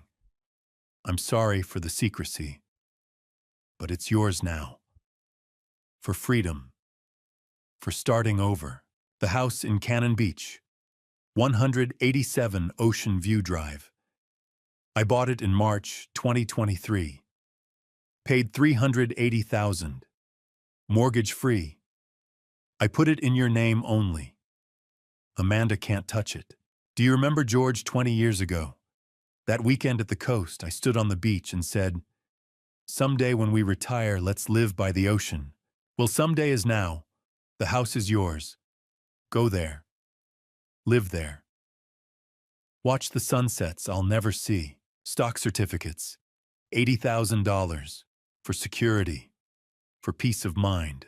An irrevocable trust. Everything is protected. Amanda cannot contest it. Cannot access it. Cannot take it from you. The recording, the necklace, the number 291. They're all connected, my love. I knew Amanda would take it. I knew she'd sell it to Walter. And I knew Walter would call you. 291 would lead you to the box. The box would give you the weapons. The weapons would set you free. I wiped my eyes and kept reading. George, we had 48 years together. Not enough. Never enough. But beautiful. I remember the courthouse. January 29th, 1977. You wore your only suit. I wore a white dress from Goodwill. We had $12 left after paying for the marriage license. We didn't care. We had each other, and 28 years later, you gave me the necklace. January 29th, 2005. My 50th birthday. The same date we married. You saved for 6 months. I know you did. I noticed the skipped lunches, the extra shifts, the worn shoes. When you gave me that box, I cried. Not because of the necklace, because of what it meant. That after 28 years, you still chose me, still sacrificed for me, still loved me. I wore it every day for 20 years. It wasn't just jewelry, it was you, your love, your sacrifice, your promise. And when I knew I was dying, I knew what I had to do. That necklace, your gift to me, would become my gift back to you. Protection. Proof. A path forward. I'm not afraid of dying, my love. I'm afraid of leaving you vulnerable, alone, unprotected. So I built this, the plan, the trap, the safety net. I protected you in life. I'm protecting you in death. Live, George. Go to Cannon Beach. Watch the sunsets. Walk on the sand. Feel the wind. Know I'm there with you. You are the love of my life. My only love. My forever love. 48 years wasn't enough. 1,000 wouldn't be enough. But it was ours. And it was beautiful. All my love, always and forever, Elizabeth. I sat there, letter in my lap, tears on my face. Then I saw it. A postscript at the bottom. P.S. Box 291. January 29th, 1977. The day you chose me at the courthouse. January 29th, 2005. The day you gave me the necklace for my 50th birthday. The same date. Twice. That's when I knew George. You don't just love once, you love forever. 291 is our number, our day, our promise. I had Walter shorten the chain so it fits you. Wear it, my darling. Let it remind you every day I chose you too. Every single day, even now, even from here. Forever yours, Elizabeth. I folded the letter carefully and slid it back into the envelope. Then I reached into my pocket. The necklace. I'd carried it since Walter gave it back to me. White gold. Heart clasp. The number 291 hidden inside. I opened the clasp and put it around my neck. The chain was shorter now. Masculine. It rested against my chest. Right over my heart. I closed the clasp. The weight of it settled. Warm. Familiar. Elizabeth. I looked at her chair across from me. It wasn't empty anymore. She was there. In the letter. In the plan. In the necklace. In the love that had carried me through 48 years and would carry me through whatever came next. I love you too, I whispered. Forever. The house was quiet, but I wasn't alone. I called James Sunday morning. I'm ready, I said. Let's build the case. Come to my office, 2 o'clock. James Cartwright's law firm occupied the 15th floor of a downtown Portland high-rise. Glass and steel. The Willamette River glittered below. His office was a corner suite. Mahogany desk.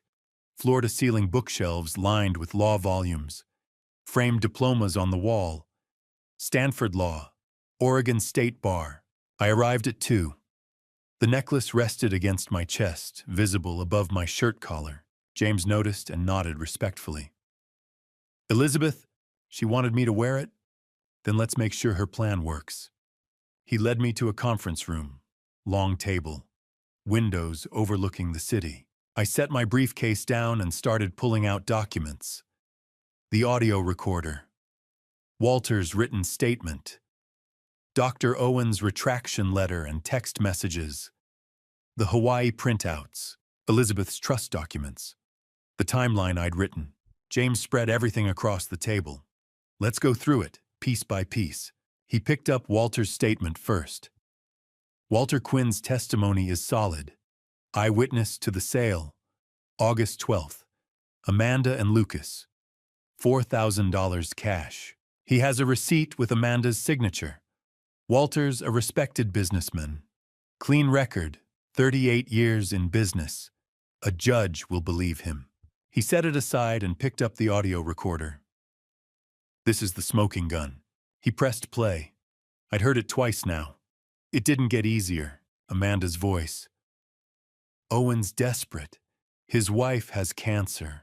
5,000 cash, he'll write whatever we want. Lucas, what about the house? Amanda, first thing we sell, 400,000 easy. Her laugh. James stopped the recording. Elizabeth recorded this in her own home. Oregon is a one-party consent state. That means she didn't need their permission to record a conversation she was part of, even if she was just listening from another room. This is admissible. It's enough for charges: theft, elder financial abuse under Oregon Statute 124.110, conspiracy to commit fraud, medical fraud through Dr. Owen. James ticked them off on his fingers. Yes, these are criminal charges, George. Not just civil. They could go to prison. He picked up Dr. Owen's documents next. Owen's retraction letter contradicts his July 2nd report. The text messages from Amanda prove she bribed him. He's agreed to testify. That seals the conspiracy charge. Then he looked at the Hawaii printouts and examined the photos. Amanda on the beach. Lucas with his Mai Tai. The sunset cruise. He shook his head. circumstantial. The timeline matches. They sold the necklace August 12th and flew to Hawaii the same day. But there's no direct proof the vacation money came from the necklace. They could claim they'd been saving, that Lucas got a work bonus, that they borrowed from family. And so they're useless. Not useless, James corrected. They're useful for confrontation, for showing Amanda you know what she did. They're moral evidence. But they won't hold up in court. I nodded. I'd suspected as much. James picked up the trust documents last. Elizabeth's irrevocable trust is perfect. She transferred assets before she died. You're the sole beneficiary. Amanda is explicitly excluded. The trust can't be broken, can't be contested. He smiled slightly. The conservatorship petition Martin Hale threatened dead in the water. Once we show this recording and your medical evaluation, that petition is over. Medical evaluation. Chapter 2. We need one more piece. Independent assessment. Proof you're cognitively sound. I've arranged an appointment. 11 this morning. Dr. Sarah Jenkins, geriatric specialist. She's excellent. Dr. Sarah Jenkins's clinic was in the Pearl District. Small, private, tastefully decorated. Dr. Jenkins was in her 50s, Asian American, kind eyes behind stylish frames. She shook my hand warmly. Mr. Collins, James explained the situation. Let's get started. The evaluation took 45 minutes. Memory tests. She gave me a list of words and asked me to repeat them, then asked again 5 minutes later. Problem solving.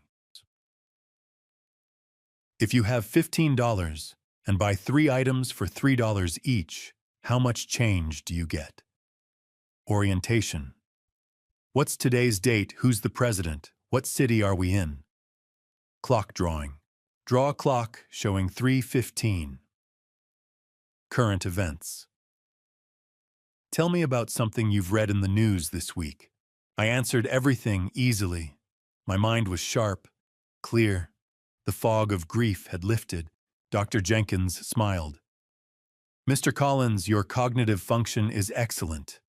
No signs of impairment, no dementia, no confusion. Frankly, you're as sharp as someone 20 years younger. She typed on her computer, printed a report, signed it, and handed it to me. This refutes Dr. Owen's July 2nd report completely. If anyone questions your capacity, show them this. I thanked her, folded the report carefully, and put it in my briefcase. Back at James's office, the afternoon sun slanted through the windows. James read Dr. Jenkins's report and smiled. Perfect. This is the final piece. He walked to a whiteboard and picked up a marker. Let me show you the strategy. He wrote Monday, August 23rd, 9:00 a.m. We file a police report. Portland Police Central Precinct. We'll bring copies of everything. The recording, Walter's statement, Dr. Owen's texts and retraction, your medical evaluation. What happens then? A detective is assigned. He reviews the evidence. If he agrees there's probable cause, which he forwards it to the district attorney. The DA decides whether to file charges. And if they do, when an arrest warrant is issued, Amanda and Lucas are arrested, probably within 24 to 48 hours. They're arraigned, bail hearing, then either trial or a plea deal. James capped the marker. What are their chances of beating these charges? 0. The recording alone is devastating, combined with Walter's testimony and Dr. Owen's confession. They'll plead guilty to avoid trial. No competent defense attorney would let this go to a jury. What kind of sentence? Not theft and elder abuse in Oregon, 18 months to 3 years. Maybe more if the judge is tough on elder crimes. Maybe less if you testify and ask for leniency. I'll think about it. James turned to me. Tomorrow 9 in the morning, Portland Police Central Precinct. Bring your ID, I'll meet you there. I stood and shook his hand. Thank you for everything. For helping Elizabeth. For helping me. James smiled. Elizabeth was a remarkable woman. I'm honored to finish what she started. I walked out into the late afternoon sun. The city spread below me.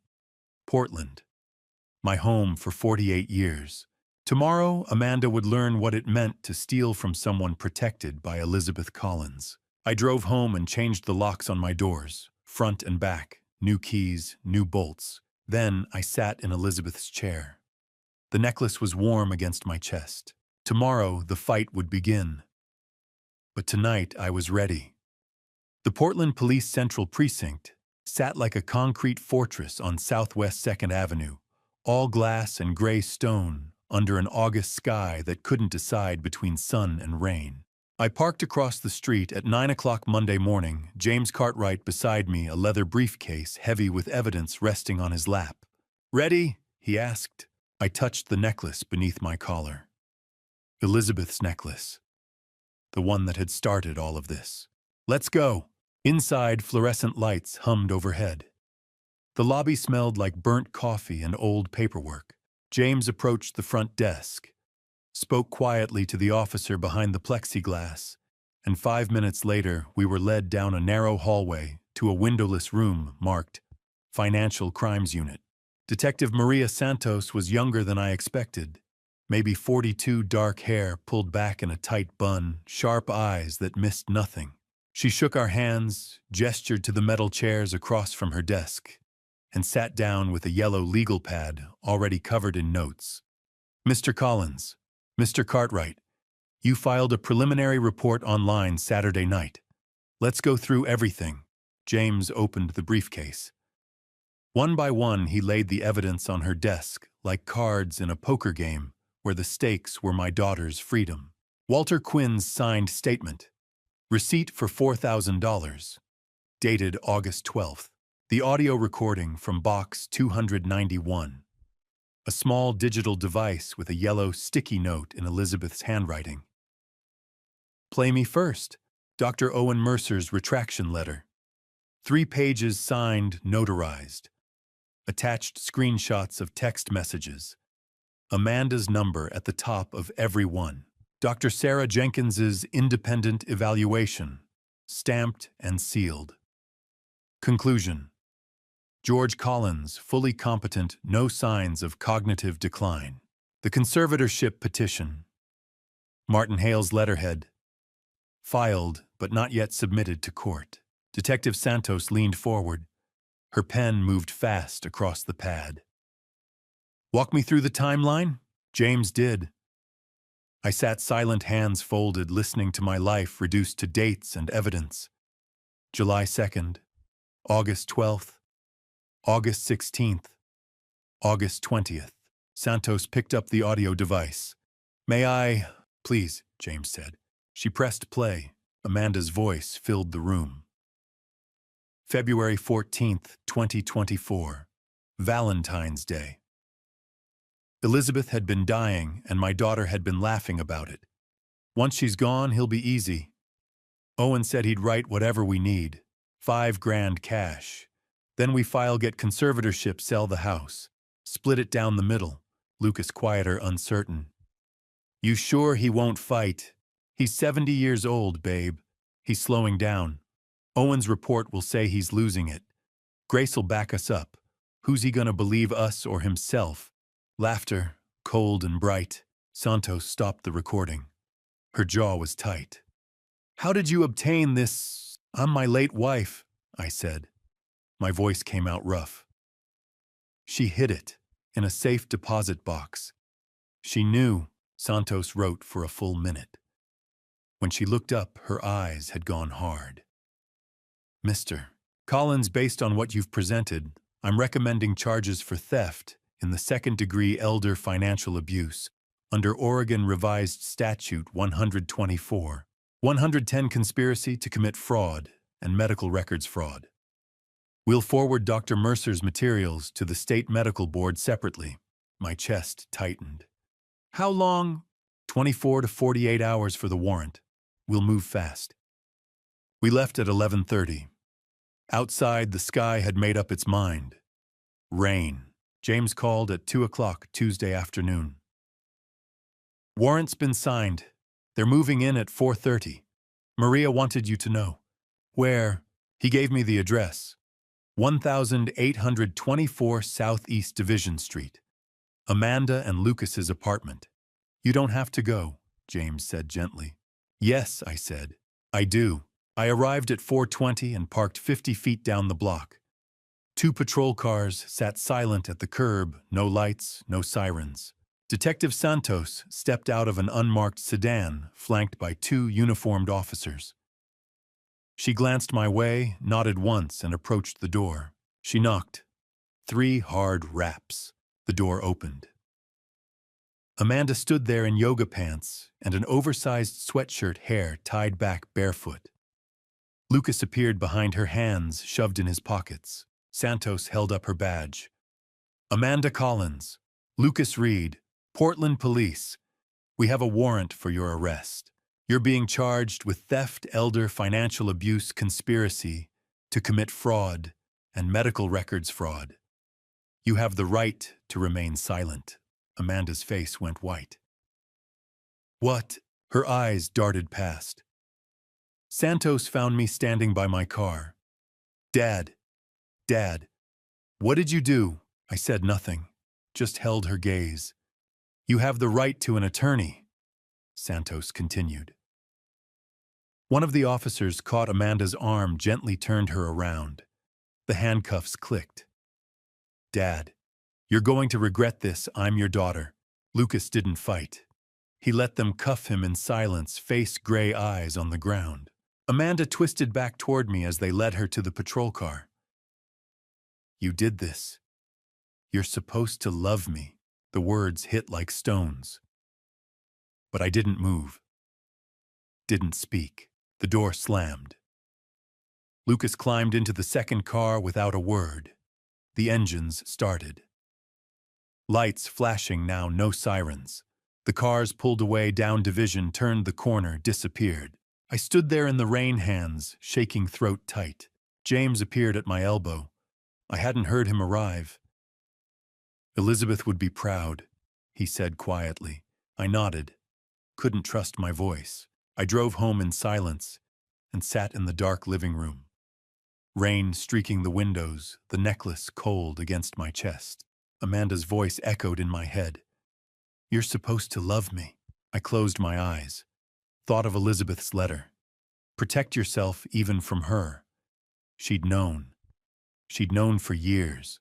At 7:30, James called. Arraignments tomorrow, 10 a.m., Multnomah County Courthouse. I hung up and sat for a long time in the quiet. Finally, I looked up at Elizabeth's photograph on the mantel, her smile steady and sure. Thank you, I whispered. My phone buzzed. James again. George, get some rest. Tomorrow we face them in court. I ended the call and climbed the stairs. The necklace stayed around my neck. It always would. Tomorrow the trial would begin, and the truth would be spoken in open court. The Multnomah County Courthouse rose like a monument to justice on Southwest 4th Avenue, all granite columns and tall windows that let autumn light pour into its corridors. I walked through the metal detectors at 9:30 on a Tuesday morning in early October, James Cartwright beside me, a folder of documents tucked under his arm. 6 weeks had passed since the arrest. 6 weeks of sleepless nights, of replaying Elizabeth's voice on that recording, of wondering if I'd done the right thing. Today I'd find out. The courtroom was on the 3rd floor, wood-paneled and high-ceilinged, with rows of benches that smelled faintly of furniture polish and old paper. James led me to the front row behind the prosecution table. I sat down, hands folded in my lap, the necklace heavy beneath my collar. Across the aisle at the defense table, Amanda and Lucas sat with their attorney, Sarah Whitmore. Amanda wore a dark gray suit, her hair pulled back, no makeup. Lucas wore navy blue, his hands clasped on the table in front of him. Neither of them looked at me. I looked at them. My daughter, the man she'd married, 2 people I'd welcomed into my life, my home, my family. 2 people who'd tried to take everything. At 10 o'clock, the bailiff called, "All rise." Judge Patricia Brennan entered from a door behind the bench. She was 58, silver hair, cropped short, sharp eyes behind wire-rimmed glasses. She settled into her chair, surveyed the room, and nodded. "Say, be seated. Court is now in session. Case number 25, CR08947, State of Oregon versus Amanda Collins and Lucas Reed." Deputy District Attorney Michael Scott stood. Mid-40s, trim build, dark suit and tie. His voice carried clearly. "Your Honor, the state will prove that Amanda Collins and Lucas Reed engaged in a calculated months-long conspiracy to defraud George Collins, a 71-year-old man, through theft, elder financial abuse, and medical fraud." Sarah Whitmore rose. 50-something, gray hair in a bun, confident posture. "Your Honor, my clients maintain their innocence.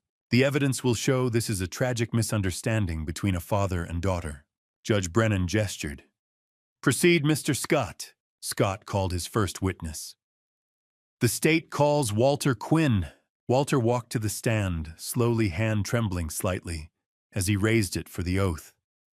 He looked older than I remembered, gray stubble on his jaw, eyes tired. Scott asked him to recount August 12th. Walter cleared his throat. "A woman and a man came into my shop around 2 in the afternoon. The woman said her name was Amanda Collins. She had a necklace, 14-karat white gold heart clasp. Beautiful piece. She said she needed cash fast." Scott held up a photograph. "Is this the necklace?" Walter leaned forward. "Yes, that's it." Scott introduced the receipt into evidence. $4,000. Dated August 12, 2025. Whitmore cross-examined briefly, but Walter's testimony held.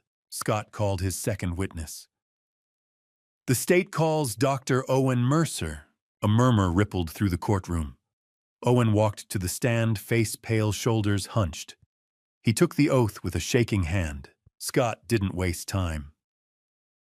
"Dr. Mercer, did you write a medical report concerning George Collins on July 2nd of this year?" "Yes." "Was that report accurate?" Silence. "Dr. Mercer," Owen looked down. "No, it wasn't." "Why did you write it?" Owen's voice cracked. "Amanda Collins contacted me in late June. She offered me $5,000 to write a report that would support a conservatorship petition. My wife has cancer. Stage 3. We owe $45,000 in medical bills. I was desperate." The courtroom went still. Scott displayed text messages on the overhead screen. June 28th through July 1st. Amanda's number at the top of everyone. "And did she pay you?" "Yes, cash in an envelope." Whitmore had no questions. Scott returned to his table and picked up a small audio device. "Your Honor, the state would like to introduce Exhibit 12, an audio recording made by Elizabeth Collins on February 14th, 2024. Judge Brennan nodded. "Proceed." Scott pressed play. Elizabeth's voice filled the courtroom, soft and weary. "George, if you're listening to this, I'm already gone. What you're about to hear, I recorded it 2 weeks ago. They didn't know. I'm sorry you have to hear it this way, but you need to know." A pause. Then Amanda's voice, bright and clear. "Nee, once she's gone, he'll be easy. Owen said he'd write whatever we need. $5,000 cash. Then we file get conservatorship, sell the house, split it down the middle." Lucas quieter. "You sure he won't fight?" Amanda laughed. "He's 70 years old, babe. He's slowing down. Owen's report will say he's losing it. Who's he gonna believe, us or himself?" The recording played for 4 minutes. Every word, every plan, every calculation. When it ended, the silence was absolute. I didn't look away from Amanda. She sat with her eyes closed, shoulders trembling. Lucas stared at the table. Judge Brennan called a recess. After lunch, Sarah Whitmore requested a conference in chambers. 30 minutes later, the bailiff called us back in. Whitmore stood. "Your Honor, after consultation with my clients and review of the evidence, Ms. Collins and Mr. Reed wish to change their plea to guilty on all counts." Amanda and Lucas rose. "Ms. Collins," Amanda's voice was hoarse. "Guilty, Your Honor." "Mr. Reed," So guilty, Your Honor. Judge Brennan nodded slowly. The court accepts your plea. We will proceed to sentencing. James stood. Your Honor, Mr. Collins would like to make a statement. The judge gestured. Mr. Collins, you may approach. I walked to the witness stand, gripped the railing, and looked out at Amanda. Your Honor, Amanda is my daughter. I raised her. I loved her. I still love her. But what she did wasn't just theft. It was betrayal. They tried to take my freedom, my home, my dignity. They tried to make me believe I was losing my mind. My wife Elizabeth knew. She saw it coming years before I did. She protected me even from the grave. I touched the necklace. I don't want to destroy them, but I need them to understand what they did was wrong. I need justice, and I need to be safe. Amanda whispered. I'm sorry, Dad. I didn't answer. Judge Brennan studied the file in front of her, then looked up. Amanda Collins. Lucas Reed. This court has reviewed the evidence, the testimony, and Mr. Collins's statement. What you did was calculated, cruel, and targeted a vulnerable family member. You are each sentenced to 18 months in the Oregon Department of Corrections, followed by 36 months of post-prison supervision. You will pay restitution to George Collins in the amount of $4,000. A no-contact order is issued for 5 years. The gavel came down. This court is adjourned. 2 officers led them out through a side door. Amanda looked back, once eyes red and swollen. I sat still, hands gripping the armrest. James put his hand on my shoulder. It's over. I nodded and let out a long, shaking breath. Yeah, it's over. The drive from Portland to Cannon Beach took 90 minutes on a gray Saturday morning in mid-November. I left at 8 o'clock, my pickup truck loaded with boxes, suitcases, and everything I'd decided to keep from the house on Southeast Hawthorne Boulevard. The rest I'd sold or donated. I didn't need much anymore, didn't want much, just a fresh start. Highway 26 wound through evergreen forests that rose dark and dense on both sides of the road. The trees were tall, their branches heavy with morning mist. Past Beaverton, the suburbs thinned and gave way to farmland. Fields stretched out under low gray clouds, cows grazing in the distance, barns weathered by decades of rain. The road climbed through the Coast Range, twisting through fog-shrouded valleys where visibility dropped to 50 feet. I drove slowly, carefully, hands steady on the wheel. No rush. No deadline. Just the road ahead and the life waiting at the end of it. An hour and the fog began to lift. The trees grew shorter, shaped by constant wind. Then suddenly the forest opened up, and there it was, the Pacific, wide and endless under a sky the color of steel. Waves rolling in white-capped and powerful, crashing against rocky outcroppings that jutted up from the beach like ancient monuments. I pulled over at a scenic viewpoint and got out. The wind hit me immediately, cold and salt-sharp. I stood at the railing and looked out at the water at the horizon, where gray sky met gray ocean at the gulls circling overhead. This was home now. I got back in the truck and kept driving. 10 minutes later, a weather-beaten sign appeared on the right, "Welcome to Cannon Beach." Population 1,690. The town was small. One main street lined with galleries, cafes, bookstores, and gift shops. Victorian-style buildings painted in pastel colors. Tourists walked along the sidewalks despite the cold, bundled in jackets and scarves. I turned onto Ocean View Drive and followed it south. The houses here were a mix of old cottages and newer vacation rentals, most of them built close to the road, with decks facing the ocean. Number 187 sat at the end of a gravel driveway, set back from the street. A single-story cottage painted white with blue-trimmed windows and a gray, shingled roof.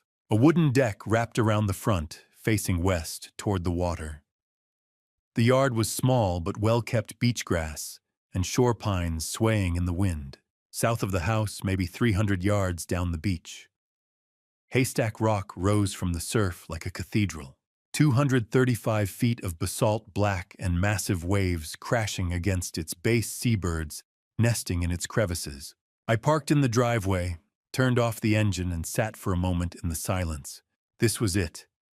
The house Elizabeth had bought in March 2023. The house she'd kept secret for 2.5 years. The house she'd known I'd need. I pulled the key from my pocket. Small, silver, the key from box 291. I unlocked the front door and stepped inside. The living room was simple. Hardwood floors, scuffed but solid. A stone fireplace on the left wall, clean and ready for use. Tall windows overlooking the deck and the water beyond. The furniture was basic but clean. A faded blue couch, a coffee table with water rings on the surface, a rocking chair by the hearth, 2 bedrooms down a short hallway, 1 bathroom with white tile and a clawfoot tub. Everything I needed, nothing more. I walked through each room, slowly touching the walls, opening the closets, looking out the windows. The master bedroom faced the ocean. The second bedroom, smaller, faced the driveway. The bathroom had a window that looked out at the shore pines. Elizabeth had chosen this place, walked these rooms, imagined me living here. I walked back to the living room and stood at the sliding glass door, unlocked it, slid it open. The wind hit me immediately, cold and salt-sharp, carrying the roar of the surf. Waves rolled in, steady and endless white foam spreading across dark sand. Gulls circled overhead, their cries lost in the wind. I stepped out onto the deck. The wood was weathered gray, the railing smooth under my hands. I gripped it tightly, closed my eyes, and breathed. First real breath in months. "Elizabeth," I whispered. "You knew I'd need this." The wind answered, wild and steady, carrying the smell of the ocean, the sound of the waves, the cry of the gulls. I stood there for a long time, maybe 10 minutes, maybe 20. Time didn't matter. Then I went back inside and started unpacking. I hadn't brought much from Portland. Just clothes, a few books, some framed photographs. A wedding photo of Elizabeth and me, January 29th, 1977. We were standing on the courthouse steps, young and hopeful, her in a white dress from Goodwill, me in my only suit. A picture of her on her 50th birthday. January 29th, 2005, wearing the necklace I'd given her. The gold caught the light, her smile bright and genuine. The necklace stayed around my neck. I hadn't taken it off since the day Walter handed it back to me. Sometimes I forgot it was there. Other times I touched it without thinking, my fingers finding the heart-shaped clasp, the hidden compartment with the number 291 engraved inside. I hung Elizabeth's 50th birthday photo above the fireplace mantel, right in the center, where I'd see it every day. Then I set the wooden box containing her letter beside it. The box from box 291. The letter she'd written 2.5 years ago, knowing I'd read it after she was gone. My phone rang. I pulled it from my pocket. James Cartwright. "George, you made it." "Yeah, just got here." "How's the house?" I looked around. At the simple furniture. At the windows overlooking the ocean. At Elizabeth's photograph above the mantel. "Perfect," I said. "It's perfect." "Good. You deserve some peace." "Thanks, James, for everything. Call me if you need anything. I mean it." We hung up. I sat on the old couch and stared out the window. The sun was low now, hidden behind thick clouds. Sunset was painting the ocean gold and orange, the clouds streaked with pink and purple. Elizabeth was everywhere in this house. In the photograph above the mantel. In the letter beside it. In the necklace around my neck. In the rooms she'd chosen. In the view she'd known I'd need. I decided to walk the beach before it got too dark. I put on my heavy coat, the one I'd worn to the trial, and wrapped a scarf around my neck. The air was cold now, the wind gusting hard. I walked down the wooden steps from the deck, crossed the narrow strip of beach grass, and stepped onto the sand. It was cold and wet, packed firm by the tide. Waves crashed 20 feet away, sending spray into the air. The smell of salt and kelp filled my lungs. Haystack Rock loomed to my right, massive and dark barnacles and mussels clinging to its base. I walked south along the waterline, hands shoved in my pockets, head down against the wind. The beach stretched out empty and vast, just sand and surf and sky. I passed a couple with a golden retriever. The dog ran ahead, chasing the waves, barking at the gulls. The couple nodded as I passed. I nodded back. A man was flying a kite near the rocks. The string taut the kite, dancing high in the wind. Red and yellow, bright against the gray sky. A woman walked slowly near the tide line, collecting shells, bending down every few feet to pick something up and examine it. Strangers, but kind. Each of them nodded as I passed. By 3 o'clock, I was back at the house, cold and tired, but peaceful. I made coffee in the small kitchen, found a wool blanket in the linen closet, and settled onto the deck with a book I'd brought from Portland. I sat there as the afternoon faded, listening to the waves, watching the clouds shift and break apart. I didn't think about Amanda, didn't think about the trial, didn't think about Dr. Owen or Martin Hale or the conservatorship petition, just the ocean, the wind, the silence. Sunset came at 5, turning the sky orange, then red, then deep purple. I stood at the deck railing, hands resting on the weathered wood, and watched the sun sink toward the horizon. I touched the necklace. The gold was warm from my skin. Elizabeth had known. She'd known I would need this place. A refuge. A place to start over. A place where the past couldn't reach me. Thank you, I whispered into the wind. For everything. The wind picked up strong and steady like an answer.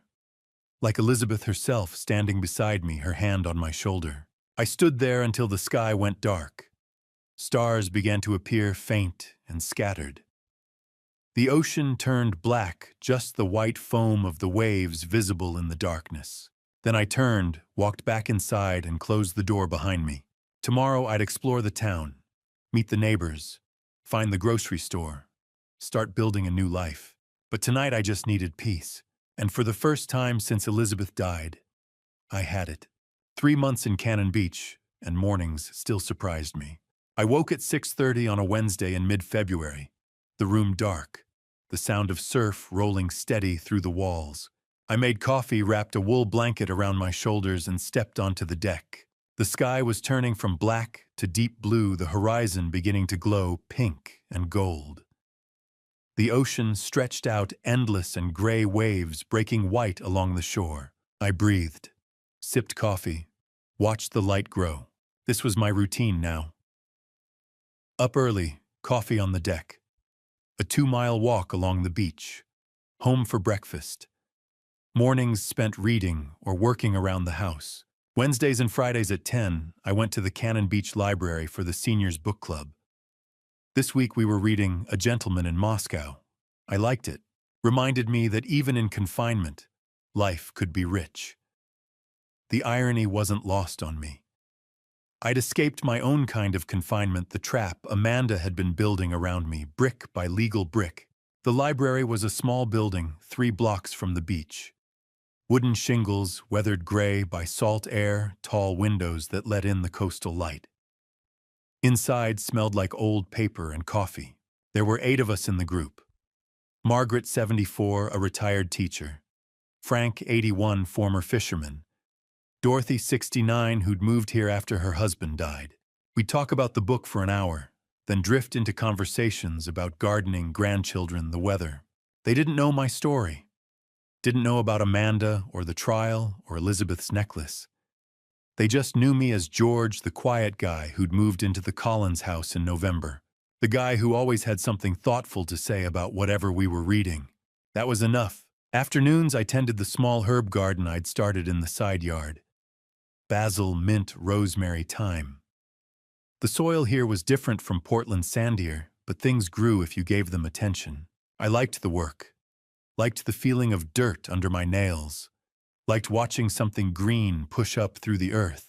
Some afternoons, I just sat on the deck, with a book, listening to the waves, watching the clouds move across the sky. Seagulls circled overhead. Occasionally a pelican would glide past low over the water wings, motionless. Life was simple, full. For the first time in years, I didn't feel rushed or afraid. But Wednesdays at 2 o'clock, I drove 15 minutes south to Seaside to see Dr. Linda Morrison. Her office sat on a quiet street off Highway 101, a small building with wood siding and tall windows that overlooked a garden of lavender and rosemary. I'd been seeing her since December every Wednesday at 2. The waiting room was small, 4 chairs, a low table with magazines, soft lighting. It smelled like lavender, calming, intentional. At 2 o'clock exactly, Dr. Morrison opened the door to the inner office. 58 gray hair, cut short, warm brown eyes, soft voice. She wore simple clothes, a cardigan over a blouse, comfortable shoes. No pretense. No clinical coldness. "George, come on back." Her office was even smaller than the waiting room. 2 chairs by the window angled toward each other. A low table between them with a box of tissues, a notepad, a pen. Bookshelves lined one wall, photographs of the Oregon coast on another. She gestured to the chair by the window. I sat. She sat across from me, crossed her legs, folded her hands in her lap. "How was your week?" she asked. I told her about the book club, about the mint coming up in the garden, tiny green shoots pushing through the soil, about the walk I'd taken Sunday morning south past Haystack Rock, where I'd watched a family teach their daughter to fly a kite. Small things, good things. She listened without interrupting, nodded occasionally, smiled when I mentioned the kite. Then she asked, "Have you thought more about Amanda?" I looked out the window, watched the branches of a shore pine sway in the wind. "Yeah," I said. "I think about her a lot." "What do you think about?" I was quiet for a moment. "I remember her as a kid. She used to laugh all the time, drew pictures of horses and princesses, ran around the backyard with our dog, a golden retriever named Sam. She'd climb the maple tree in the front yard, the one Elizabeth and I planted when she was 5. She fell out of it once when she was 7, scraped her knee. Elizabeth bandaged it and kissed her forehead. I swallowed. I don't know what changed. When did she stop being that little girl? When did she start seeing me as an obstacle instead of her father? Dr. Morrison didn't answer right away. She let the silence sit. Then she said, "Grief and fear can change people, George. Losing her mother, financial stress, the pressure of trying to keep up appearances, it doesn't excuse what she did. Nothing excuses that. But it explains it. She tried to take everything from me. Yes, she did. Oh, she tried to make me think I was losing my mind. Yes." I looked down at my hands. 71 years old, wrinkled, spotted. Strong enough to dig in the garden, to carry groceries, to open Elizabeth's letter without shaking. "Can I forgive her?" I asked. Dr. Morrison tilted her head. "That's up to you. Forgiveness isn't about forgetting. It's not about pretending it didn't happen. It's about releasing the anger so it doesn't poison you. It's about deciding you won't let what she did define the rest of your life. What if I'm not ready? Then you're not ready. And that's okay. Forgiveness isn't a switch you flip. It's a process. It takes time. Maybe years, maybe never. But you get to decide. Not her. Not me. You. The session ended at 3. I felt exhausted, but lighter. Like I'd set something heavy down, even if just for an hour. On the way home, I stopped at a flower shop on the edge of town. Small place, family-owned, smelled like earth and roses. I bought white tulips, Elizabeth's favorite. I got back to the house at 4. The sun was lower now, the light softer golden. I carried the tulips out to the deck, still wrapped in paper. In the corner of the deck, I'd built a small memorial for Elizabeth. A low wooden table I'd made myself from driftwood I'd found on the beach. On it, a framed photograph of her from 2010, taken right here at Cannon Beach during one of our weekend trips. Her hair was blowing in the wind, her smile easy and bright. She was looking at the camera, but also past it like she was seeing something I couldn't. A candle sat beside the photograph. White, unscented. Next to it, a few smooth beach stones I'd collected, and a small wooden plaque I'd had engraved at a shop in town, Elizabeth Collins, 1955 to 2024. Forever, my light. I unwrapped the tulips and set them in a glass vase I kept on the table, filled it with water from the kitchen, arranged the flowers carefully. Then I lit the candle and sat down in the chair beside the table. The wind was gentle today. Not the howling gusts of January, but a steady breeze that smelled like salt and seaweed. "Hey, sweetheart," I said quietly. 3 months now. Feels longer sometimes. Feels like I've been here forever. Other times it feels like I just got here yesterday. I touched the necklace at my throat. 14-karat white gold. Heart-shaped clasp. The number 291 engraved inside. Elizabeth's necklace. My gift to her 20 years ago. Her gift back to me. "I talked about Amanda with Dr. Morrison today," I said. "I'm still angry, still hurt. But I think I'm starting to understand why you did what you did. You wanted to protect me, even if it meant I'd lose her. Even if it meant I'd have to face the truth about who she'd become." Tears slid down my face. I didn't wipe them away. "And thank you," I said, "for everything. For this house. For box 291. For the necklace.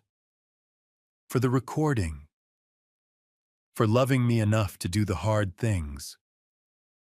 For protecting me even after you were gone." The wind picked up slightly. The candle flame flickered but didn't go out. I sat there until the sun touched the horizon, turning the ocean orange and gold. The waves rolled in, steady and endless.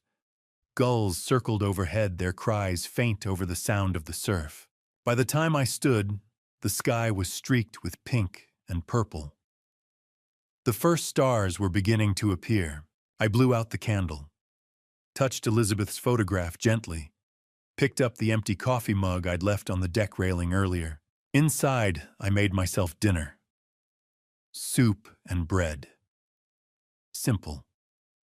I ate at the small kitchen table, looking out the window at the darkening beach. At 9 o'clock, I stood by the living room window, looking out at the night. The beach was dark now, just moonlight reflecting off the wet sand, the distant blink of the Tillamook lighthouse far to the north. I thought about the journey, Elizabeth's death, Amanda's conspiracy, the necklace, box 291, Walter's call, the trial. All of it had led here, to this house, to this peace, to this quiet life by the ocean. I wasn't happy. Not completely. The grief was still there, a hollow place where Elizabeth used to be. A wound where Amanda used to be the daughter I thought I knew, the little girl who used to climb trees and draw pictures. But I wasn't hopeless either. There was hope. There was a future. A new beginning at 71. A garden to tend. Books to read. Sunsets to watch. People to meet. I touched the necklace one last time before bed. The gold was cool now, heavy with meaning, with memory, with the weight of everything Elizabeth had done to save me. "We're going to be okay, Elizabeth," I whispered into the darkness. "Eventually, we're going to be okay." Then I turned off the lights and went to bed. Tomorrow life would continue, and for the first time in a long while, I was looking forward to it. Late April brought warmth back to Cannon Beach. The sky was clear for the first time in weeks, a brilliant blue that stretched unbroken from horizon to horizon. The ocean was calm, waves rolling in lazy and slow their sound, a gentle whisper instead of the roar I'd grown used to through winter. I was in the side yard at 11 in the morning, kneeling in the dirt, planting tomatoes and green onions. The soil was warm under my hands, rich and dark. I'd mixed in compost from the bin I'd started in January. The seedlings were small but healthy, their leaves bright green in the sunlight. I was pressing soil around the base of a tomato plant, when I heard a car pull up. The sound was distinct, not the usual traffic passing by on Ocean View Drive. This car slowed, stopped. An engine shut off. I stood slowly wiping my hands on my jeans and turned toward the street. An old Honda Civic sat at the curb. Faded blue paint. A dent in the rear bumper. Not the Lexus anymore. The driver's door opened first. Amanda stepped out. My breath caught. The passenger door opened. Lucas followed a few paces behind her, hands shoved deep in his pockets. They both looked different, thinner. Amanda's hair was shorter, cut just below her shoulders and pulled back in a simple ponytail. No makeup. She wore jeans and a plain gray sweatshirt. Lucas wore a plain gray hoodie, faded jeans, old sneakers. No designer clothes, no polish. No expensive watches or sunglasses. They looked like people who'd been through something. People who'd lost things. People who'd been broken down and were trying to put themselves back together. Amanda stopped about 10 feet from where I stood. Her eyes met mine. For a moment, neither of us spoke. Then she said quietly, "Hi, Dad." I didn't answer right away, just looked at her. My daughter, the little girl who used to climb trees and draw pictures of horses. The teenager who'd rolled her eyes at my jokes. The woman who'd stood beside me at Elizabeth's funeral and held my hand. The person who'd tried to take everything from me. "Ciao, Amanda," I said finally. My voice was steady, calm, but my heart was pounding. Silence hung between us, heavy and strange. Lucas stood a few feet behind her, eyes on the ground. "Why are you here?" I asked. Amanda swallowed. Her hands were clasped in front of her fingers, twisting together. "We got out early. 15 months instead of 18. Good behavior." She paused. "We wanted to talk to you, if you'll let us." I studied them for a long moment. Looked at Amanda's face, the shadows under her eyes, the way she held herself, like she was trying to be smaller. Looked at Lucas, standing silent and still, like he was waiting for judgment. Then I gestured toward the house. "Come inside." Amanda's eyes widened slightly. Relief. Surprise. "Thank you." I led them up the wooden steps to the deck through the sliding glass door into the living room. They stood just inside the doorway looking around. At Elizabeth's photograph above the mantel, her smile frozen in time. At the simple furniture, the couch I'd bought secondhand, the rocking chair by the fireplace. At the books stacked on the side table. At the life I'd built without them. Amanda's eyes lingered on Elizabeth's photograph. Her face crumpled for a moment, then steadied. She turned back to me, eyes red. "Dad, I'm sorry." Her voice broke. "I know those words aren't enough. I know they don't fix anything. I know I hurt you. I planned to take your freedom, your house, your life. I lied to you. I manipulated you. I tried to make you think you were losing your mind." Tears slid down her face. She didn't wipe them away. "I was scared. We were bankrupt. Lucas lost his job in June. I'd maxed out 3 credit cards trying to keep up appearances. The Lexus was going to be repossessed. We owed $40,000. She took a shaky breath. "I lost Mom, and I was angry. So angry. Angry that she was gone. Angry that you were still here and she wasn't. Angry that life kept going and I didn't know how to handle it." Lucas stepped forward, his voice quiet. "It was my fault too. I pushed her. I said we needed the money. I said your dad wouldn't notice. I said it was just temporary." I held up a hand. Don't make excuses for each other. You were both responsible. You planned this together. You bribed Dr. Owen. You manipulated Grace. You broke into my house and stole the one thing your mother treasured most. Then you sold it and went to Hawaii." Amanda nodded, sobbing now. "Yes, I did. And I wish I could take it back. I wish I could undo it. But I can't." I sighed and gestured to the couch. "Sit." They sat down slowly, side by side, hands clasped together. I sat in the rocking chair across from them. For a moment, no one spoke. Then I said, "What's done is done. You can't change it. But you can move forward. Both of you." Amanda looked up, hope flickering in her eyes. "Where have you been since you got out?" I asked. "We're staying with a friend in Gresham," Amanda said. "A studio apartment above a garage. It's small, but it's enough. I'm working at a coffee shop on Burnside. Lucas is working at a warehouse in Troutdale, night shift. And the restitution, we're paying $200 a month. We've already paid $400. We have $3,600 left." I nodded. "Good. Keep paying it." Lucas spoke up. "We will, sir, every month.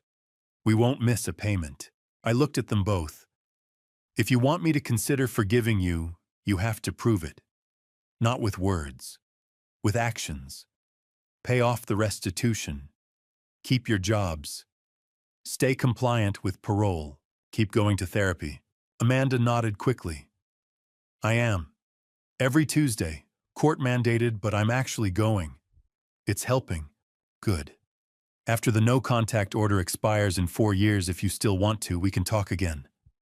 Really talk about what happened, about where we go from here. But I'm not making any promises." I understand," Amanda said. Tears were still streaming down her face. "I'll do whatever it takes. I just want a chance to make this right." I leaned forward, elbows on my knees. "Your mother loved you, Amanda. She loved you until the very end. But she also knew she had to protect me. And she did. She planned everything. The necklace, the vault, the recording. She knew what you were going to do before you did it." Amanda's face broke. She covered her mouth with her hand, crying silently. "If you want to honor her," I said quietly, "honor that. Honor the fact that she loved me enough to protect me from you. And prove to her, wherever she is, that you can be better than what you were." Lucas's voice was barely a whisper. "We'll make this right, sir. I promise." I nodded. "Good. Now you should go." They stood. Amanda hesitated, like she wanted to say something else, then thought better of it. At the door, she paused and turned back. "Thank you, Dad, for listening, for not slamming the door in our faces." I didn't answer, just watched them walk down the steps across the driveway back to the old Honda Civic. The engine started. The car pulled away, slowly turned the corner, disappeared. I stood in the doorway for a long time, watching the empty street. Then I walked out onto the deck. The sun was high now, the air warm and still. The ocean stretched out endless, and blue waves rolling in gentle and steady. I felt exhausted, heavy, like I'd carried something up a mountain and set it down, but my body still felt the weight, but not hopeless. I touched the necklace at my throat. 14-karat white gold. Heart-shaped clasp. The number 291 engraved inside the hidden compartment. A gift I'd given Elizabeth 22 years ago. A gift that had saved me. "Elizabeth," I whispered. "They came, like you knew they would. They apologized. They looked broken. I don't know if I can forgive them completely. But I'm trying." The wind picked up, carrying the smell of salt and seaweed and warm sand. I looked down at Haystack Rock, massive and dark, against the blue water, at the waves crashing against its base, at the gulls wheeling overhead in lazy circles. Life went on. Grief remained. But so did hope. So did the possibility of healing. So did the chance that maybe someday things could be different. I closed my eyes and felt the sun warm on my face, felt the breeze in my hair, felt the necklace against my skin. "Thank you, Elizabeth," I whispered, "for everything, for loving me, for protecting me, for this necklace, for this house, for giving me a second chance at life." I opened my eyes and looked out at the endless Pacific. The horizon stretched on forever, a line where sky met water, where possibility met reality. And for the first time in years, I smiled. Not a small smile, not a sad smile.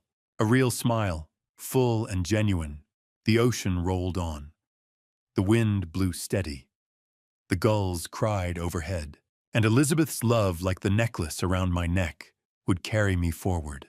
Through grief, through healing, through whatever came next. Always. As I stand here now, looking back on everything that led me to this moment, I see my mistakes more clearly than ever. This wasn't a victory speech. It was a lesson earned the hard way. This family story forced me to face myself and admit that I waited too long, trusted too blindly, and stayed silent when I should have spoken. If I could speak to my younger self, I'd say this: don't be like me. Love deeply, but don't abandon your self-respect in the process. In so many grandpa stories, we talk about sacrifice, patience, and endurance, but we don't talk enough about boundaries. This family story taught me that protecting your dignity is not cruelty, it's responsibility. Elizabeth understood that before I did. She didn't act out of anger. She acted out of clarity. And because of her, I survived what could have destroyed me. I've learned that wisdom often arrives disguised as discomfort. When people show you who they are, believe them the first time. Care for your family, but never allow anyone to strip you of your voice. These grandpa stories are not just reflections of the past. They are warnings meant to guide the future. This family story is mine, but the lesson belongs to anyone willing to listen. I place what comes next in God's hands, and I move forward with open eyes. If this story made you pause, reflect, or reconsider someone in your own life, I invite you to share your thoughts in the comments. If you believe these grandpa stories can help someone else, please share them. And if you'd like to continue with stories like this, subscribing is a quiet way to stay connected. Thank you sincerely for staying with me until the very end. And a gentle warning: upcoming stories may include creatively developed elements for educational purposes if that's not what you're looking for. Feel free to stop here and choose content that suits you better.